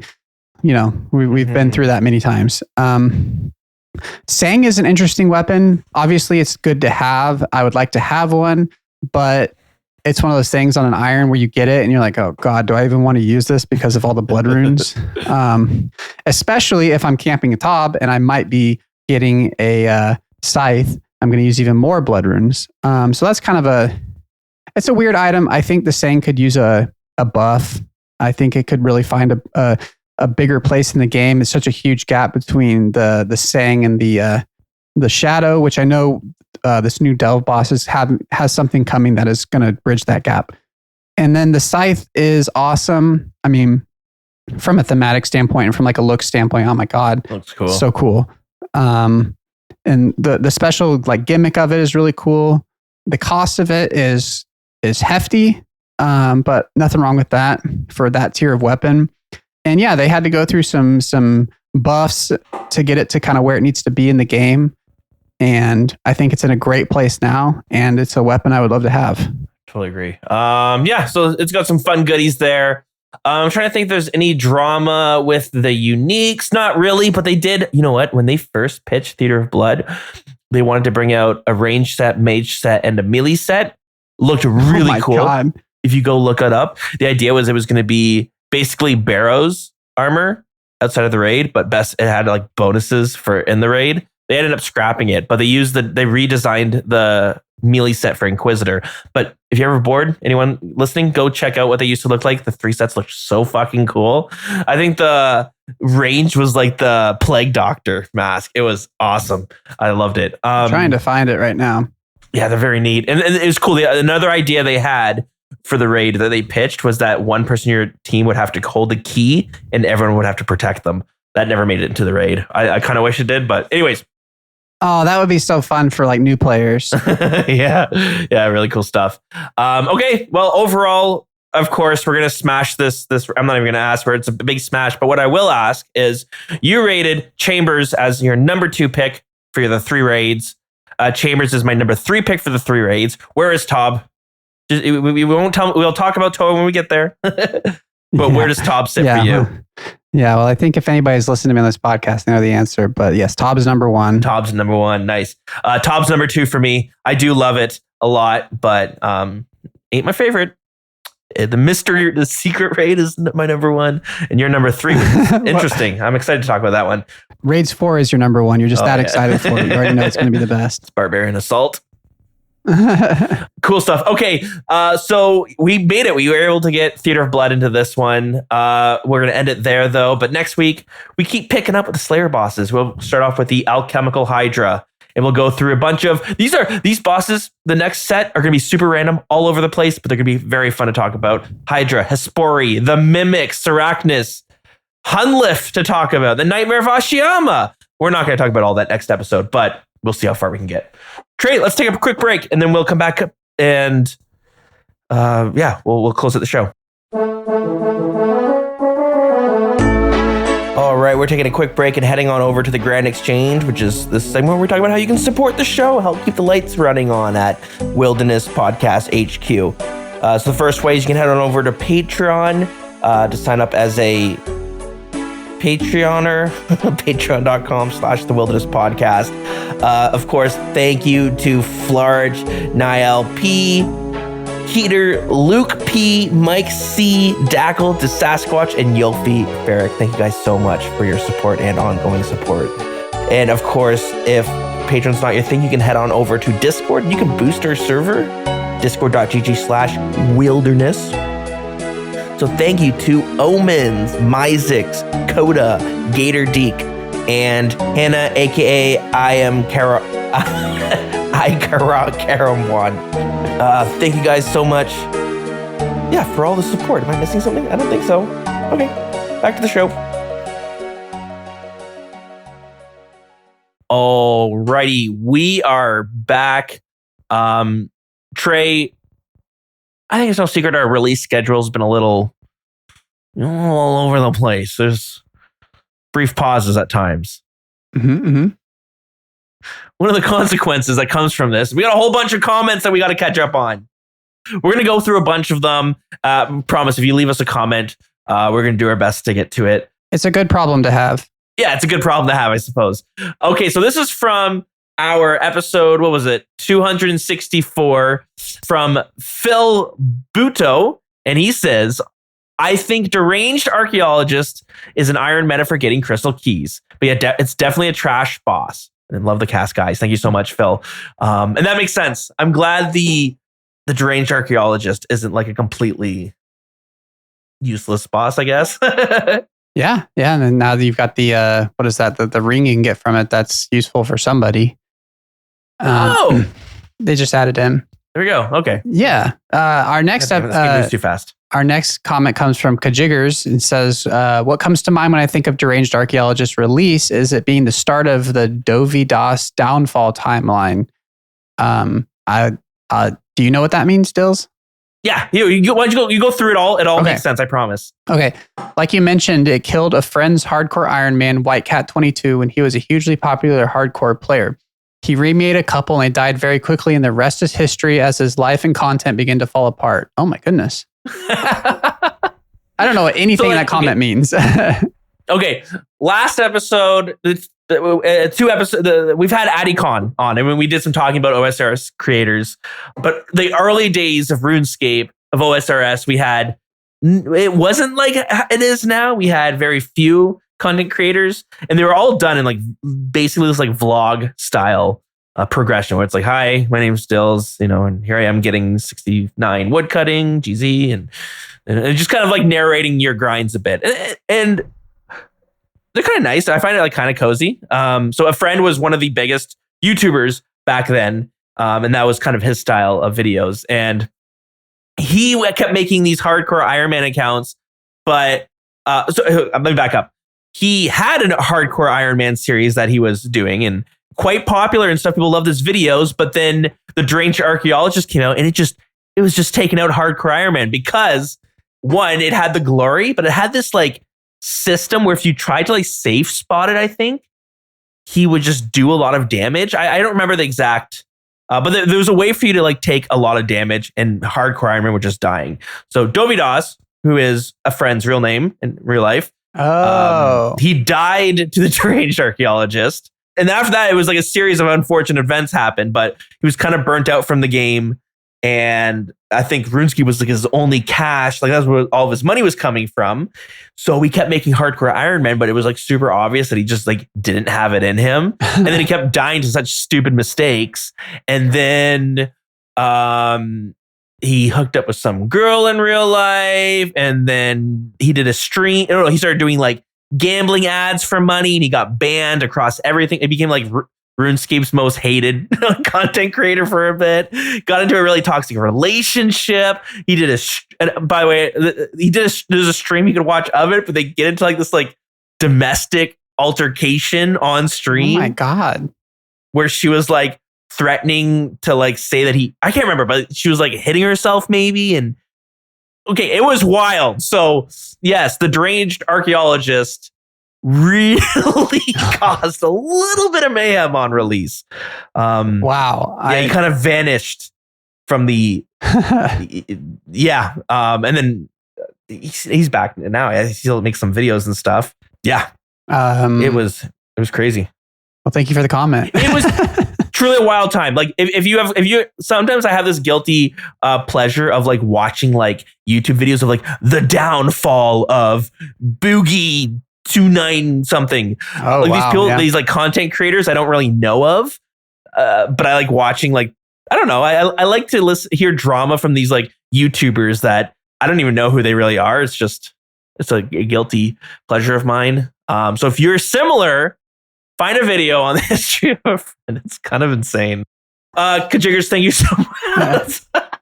That truly was a wild time. Geez, strange. Okay, next up we have next comment was from Diesel Daddy, and he says a PvP episode when. We will for sure. I'm so down to do a PvP episode if people are interested in listening.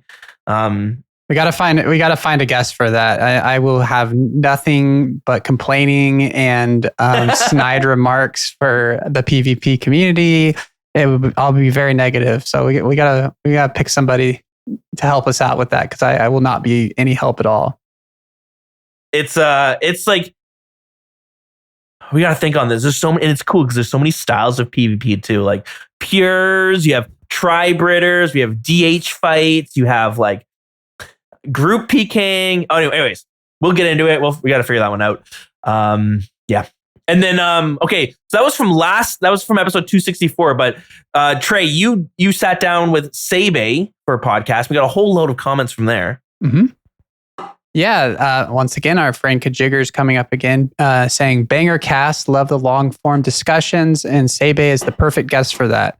Yeah, I would agree with that. Yeah, a just uninterrupted 3-hour chat with somebody. Sebe is the guy to go to for that. And that's kind of what we did. And then recently he had me come on his podcast and the exact same thing, just a long, unbroken conversation. So thank you for the comment. Yeah. So go check it out. And go check out the episode Trey was on. You were just on that. Yeah. Super cool. And then of course from the big dog himself, Sebe says, thanks for having me on. I had a really great time chatting. Sebe, thanks so much for the comment. Yeah. We have My God, It's Nick 6457 said building your own agility course in a POH sounds pretty cool. Oh, that's from the Sebe episode. So yeah, we're talking about agility, and we had talked about the future of agility and things you could change. And I think there's that agility training method in your POH that's kind of convoluted and weird. And it's one of those things where you can like foot pedal it and just jump over the same obstacle or something like that. But an actual agility course in your POH or something, Sebe talked a lot about kind of building your own things to have, like building your own shortcuts and stuff like that. I think a agility course that with your construction level, you could build it into something more that would give you kind of like the colossal course. You have 2 levels. If you could like build a 3rd level with a high construction, that would give you even more XP or something like that. I don't like the idea of it being confined to your POH just because, I'm not going to pretend like agility is super social, but it's kind of cool to see other people there. Did you know you can build? Like you mentioned it a bit, but you can build like your own AFK agility training in your POH. Have you seen this? Mm-hmm. The one where you do it in your basement? Yeah. That's what I was referring to. I think, isn't that the one where you can like click on one spot? Maybe, but you're not just going over one thing. You have like a monster in your basement and it's attacking you and it's causing you to run around your agility course. Have you seen maybe I'm thinking of something different then.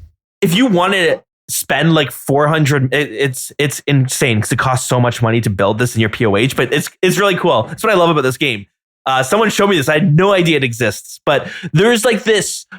I should have watched the video before I started talking about this, but just go Google it. You can basically set it up though, so that you have this giant long hallway in your POH in the dungeon, and you have all these different traps you can do. And one of them is like, you get a little bit of agility experience when you go through it. And you can also have monsters in your POH. So I can't remember exactly how you do it, but you click once. It takes like a fair bit of time for your person to run all the way through the hallway, doing all the agility things. But because the monster is there, it causes you to like aggro onto, like, it causes you to focus on the monster and run to where the monster is. And you just run a loop and you're like running this like AFK agility course.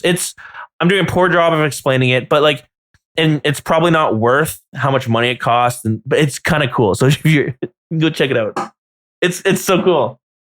Okay, next is from Too Small Paul, who says, Iron Man who step into the wilderness without fear are the people who are truly in the best position to have the most fun in this game. Thank you, gentlemen. I've never stepped into the wilderness without fear, and I've never had fun in this game. So I guess I got to try it sometime. I will say shout out. The comment was from Too Small Paul, who is a small content creator. Got some good videos I've watched, so check them out. Oh, amazing. Our next comment is from Sargaxiel. It's from this very nice person. And this comment kind of invokes a certain caricature in my mind. So I'll try to read it like them. It says, "Bro, I'm a heavy equipment operator. I do the same thing with OSRS Mobile. I basically play with sound cues in my earbuds." So this was me talking about, I work construction and having to put my phone in my pocket.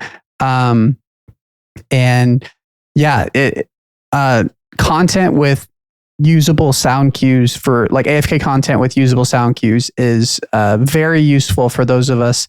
For legal reasons, I have to say, if you're a heavy equipment operator, please don't be playing OSRS while you're doing that. But I guess if it's in your pocket and you're listening to sound cues, yeah, you probably still shouldn't do that. But anyways, thank you for the comment.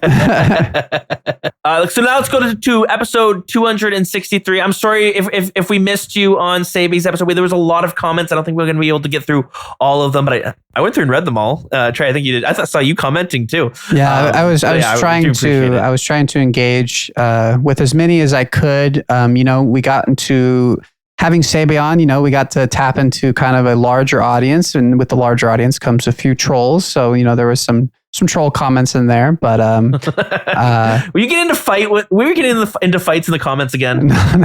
I was trying to treat them like the humans that they're not. But well, anyway, we're moving past that. We're moving to episode 263, our Chambers of Zarek Smash or Pass episode, and this one is from the old Jacob Doyle himself. He says, "I didn't think I'd hear my name in the podcast. A huge fan." And to answer your question to my question, I work in human resources, so I have a lot of downtime. The reason he's telling us where he works is that, if you can remember, he mentioned that he likes to do muspa while at work. You mentioned, I want to know what kind of job you have. When you're able to do that. Well, I guess you must have a very behaved company you work with that you don't have a lot of work to do as human resources. So I'm jealous. Honestly, I work from home too. I have a really chill company. They're very much like, get your stuff done. But I needed a break from my job, and I was like, from my work, and I was like, what do I do? And I was like, do I do a little Fosanis kill? Maybe I'll take a 10-minute break. I'm gonna kill Fosanis, and then I'll get back to it. Did you get back to it? Oh, I did get back to it. Okay, fair enough. Our next comment comes from Velch. At 55 minutes, you said doo-doo. Thank you for the comment. Thank you. Keep them coming. No, that's good. I think I went back and listened to it when I read that the first time. Alex Luna says, "I forget which quest gives it, but my iron is rocking the beacon ring for +1 magic attack and defense." I'm pretty sure that comes from, I don't remember what quest that comes from. So yeah, I've had this like realization that getting a ring on your iron is kind of tough. Like, if you follow the roadmap that Jagex feels like they're developing, you don't come across many rings. You get like the Ring of Wealth, and then you're kind of stuck with that or the Beacon Ring. But rings are hard to get. Okay, and so that was episode 263, Chambers. Then Trey, you did a Trey takeover episode where you run just hog wild with our friend Mitty, and you guys went all about Yama. So we got some comments from there. Yeah, we had a comment from Yufa that said 27 minutes. You could just make it impossible to prevent day one completions. Hilarious that this is exactly what accidentally happened with a few contract challenges. So yeah, referring, we were talking about, we recorded that episode the day before the contracts came out, and we were kind of talking about similar to, we've talked about in a few past recent episodes about like the difficulty of endgame content. And yeah, they sure prevented people from getting those day one completions, not in a good way. It was more of a buggy, impossible way, but brutal. Like So Smooth says, "Fun episode. I appreciate you guys doing your best to point out the positives and negatives in a fair way. Glad you like the base fight. of Yama. And this will be an interesting time capsule for how first week felt because the contracts and their acquisition were an absolute shit show, and the added mechanics were either not fun to play with at all or straight up broken. Whoops. That was a wild time. You know, in our clan, yeah, if you're in a clan, you should join a clan if you're not in one, because I think it makes the game so much more fun. Even if you're not a chatty Cathy, you don't want to make friends, you can just stay quiet. But you get all these broadcasts when you're in certain clans. You can adjust them. So we have one for if you get loot that's like above 1 mil, it'll tell everyone that you got something. And yeah, the Yama contracts, there was like, I don't know if it was a bug or like, I don't even know what was going on. But Trey, do you remember our freaking clan chat was filled with people just getting non-stop contracts from the greater demons. We had a really spammy weekend there where everybody was sending it, and you couldn't blame them, but I won't deny that it was a little annoying. But yeah, literally just printing money. Yeah, it's funny how I love looking back on like how things can kind of change. You know, when you're looking at like how something was first released. Destiny 1, the loot cave. You guys remember the loot cave? Yeah. Loot cave. Okay, so yeah, that was the trade takeover episode with Yama that you and Mitty did. But let's go to 262. This is our PVM Smash or Pass episode where we talk about Serb, Sire, Skotos, and Obor. Skotizo. Sure, sorry. Yeah, first episode or first comment from Skillin Gain says, I love this series, guys. Definitely do more stuff like this. I could listen to hours of this type of stuff while I'm at work. I'd even say lean into the lesser known stuff found on the wiki about the game, including the lore. It's always fun and useful to learn more about the game, especially while I'm at work and can't play. Thank you, guys. And I mean, coming into this podcast as a listener first, I feel exactly the same way. Just I always love listening to RuneScape content, and I'm glad that other people do as well. Yeah, it's great. And there's I love going down rabbit holes for things too. Let's do a quick rabbit hole. I was on the wiki, so I was like thinking about like, I don't know. I was thinking about like what kind of podcast episodes could we do? What kind of cool guests could we kind of have on? What I want to hear about. So I was looking at the people who like run the old school RuneScape wiki, and I remember like years ago I looked it up, and there was like it was a committee that ran the RuneScape wikis.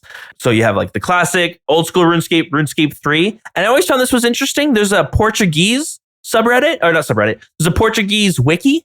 So there's like 4 official wikis. RuneScape 3 has like an English one and a Portuguese one. I don't know why they're like 2 separate things, but they were at one point. So I wanted to revisit this like rabbit hole of this like the wiki committee. So I looked it up, and the people they formed a company. It's kind of interesting, and their company helps games move off the fandom Wikipedia sites and have their own official Wikipedia pages. Like they did with RuneScape. They like turned a business out of this where they approach other games to do the same thing for them. And that's fucking cool. Wow. Yeah. Isn't that neat? Yeah, no, that's very interesting. Thank you, Skill and Gain, for the giving Dilz the motivation to go on more rabbit holes like that one. It's sponsored by Skill and Gain, that rabbit hole. Like, imagine that was like you were like a Wikipedia. That's anyways. It's RuneScape has the best. Like RuneScape, I would argue it has like one of the, if not the best Wikipedia page. It's the best I've ever seen. Oh, for sure. And you go to a company and say, "Do you guys want this for your game? Because we built this for Jagex." Anyways, that's cool. Yeah. Yeah, we'll go down some Wikipedia rabbit holes, even if it is about the Wikipedia itself.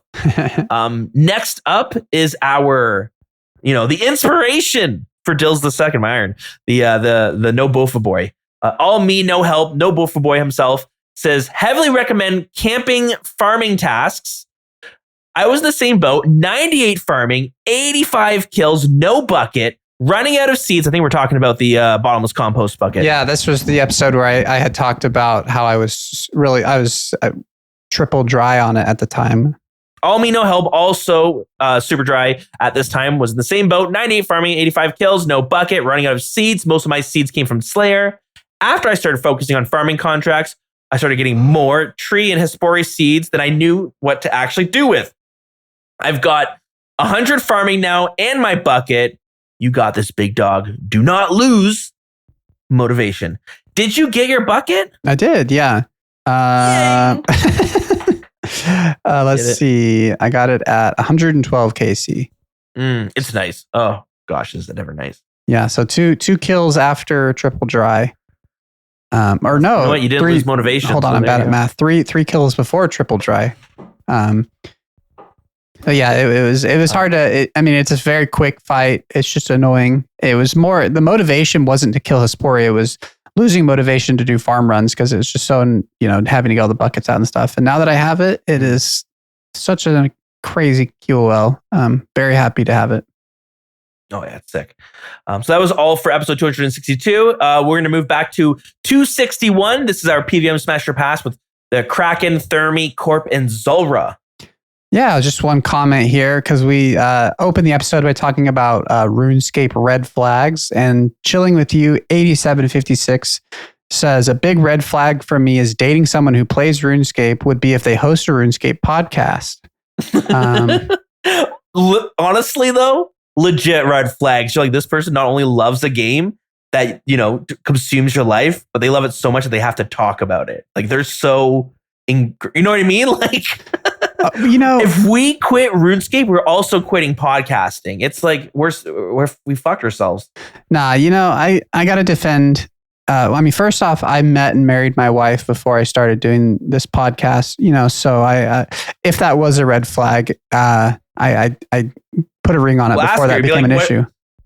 When she's like, Trey, you changed. You're not the man I married. But I will defend. I'll defend hosting a podcast because so many people, they're just so, all we do in our lives is consume things, and I think it takes initiative, and I think it's a green flag to turn your hobby into creation instead of consumption of something.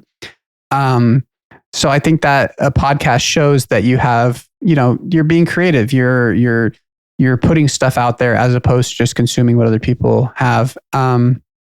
And the other green flag is if they have a RuneScape podcast, and honestly, I think this is the reason both of us do this podcast, is they have somebody else to talk to about the game and not you.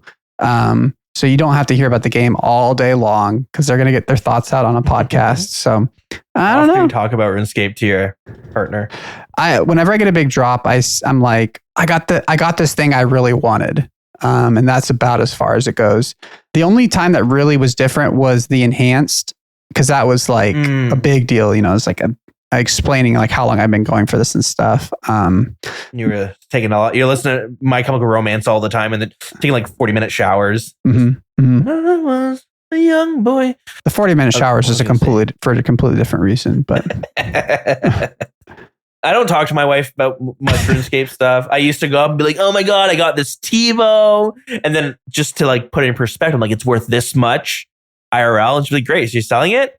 Like, no, I'm not selling it. And they're like, okay, why wouldn't you sell if it's worth $500? And it's like, well, I want it in game. And we were getting really use the money right now, Dilz.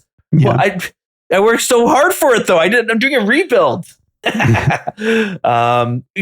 quick note, Chilling With You, it was talking about like the red flags for dating someone, because this was the episode when my coworker was dating someone who said they played RuneScape, and it had me just thinking. But I just want to go back to my coworker because we were talking. I mentioned RuneScape, and she was like, you know what? I don't even know what RuneScape looks like. And she looked it up and she's like, this is RuneScape? She's like, I always thought it was like a first person shooter like Fortnite or like a Fortnite type of game. I was like, what? Like, how have I been talking about this game where you think that's what the game is? Like, it's a first person shooter. Like, what is it? Player battle? What is it? PUBG? Anyways, yeah. So 261, let's rewind it way back to 253. Again, Chilling With You with another comment, doing the old the marathon through the episodes. You are a brave one. But they say so this is 253, all about Slayer with MIDI. And he says, I think it would be a good idea to slightly buff the amount of Slayer points the lower level masters give. Slayer becomes more fun after you get the first important unlocks and set up your blocks. or make block list master specific in blocks that lower masters Holy are shit. super cheap. Holy shit! How did they? They called it. They called it. They called it. This was before we got notice that there was going to be a freaking, what do they call it? Summer shakeup. Yeah. Wow. That's crazy. Down. They said summer sweep up. They said block list layers master specific. We got that, and to have them have much cheaper blocks. That is wow. We need to chilling with you. Let me know about the. Give me some lottery numbers from the future. That is impressive. Wow. Will sailing be good? Yeah. Will sailing. Yeah. All right, that's all. That's all of them, guys. Thank you so much again. Always love. I read all the. We both read all the comments, and like, I will always try my best to get to them, even if it's not like immediately after. You know, sometimes our recording is kind of a little all over the place. Yeah, we'll get to it. And I think we skipped. We didn't read. There's some comments that are just like, "Thanks, I love you guys," that kind of stuff, and those ones are extra special. We don't want to just sit here reading a bunch of people saying thank you, but if in our hearts, those are the best ones. We take a screenshot, we print it out, we put a little locket, and it's like, this is for us. It's not for the wider. That's right. Public. That's right. Yeah, me and Dilz have one of those one of those lockets where it's like each half of a heart. Yeah.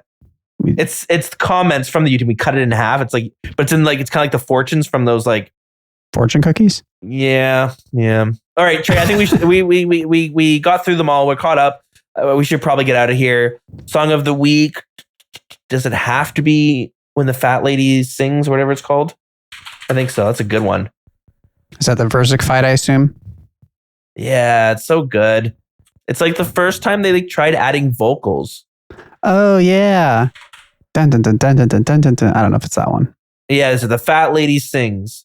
And then there's a song that comes, where is it? Oh yeah, so they have a song called It's Not Over Till, which is like in the lobby of Theater of Blood, and then they have When the Fat Lady Sings. Oh, nice. So they're both pretty cool. Okay, yeah, guys, thanks so much for listening. See you on next episode. Oh, what do we have next? Trey, you got the big old Raids 4. Can you give us any? Yeah, all about Raids 4 with Winter Split is coming out soon. Ooh, good old Winter Split. We're potentially breaking a Wilderness podcast episode length record. We talked for a long time about everything Raids 4 could possibly be, and then beautiful gave our individual pitches of what we would want. So it's a fun one. Take it with a grain of salt. We're just having fun with the pitches. It's not a Reddit post that is meant to be taken super literally. Just having some fun with it. Yeah, totally.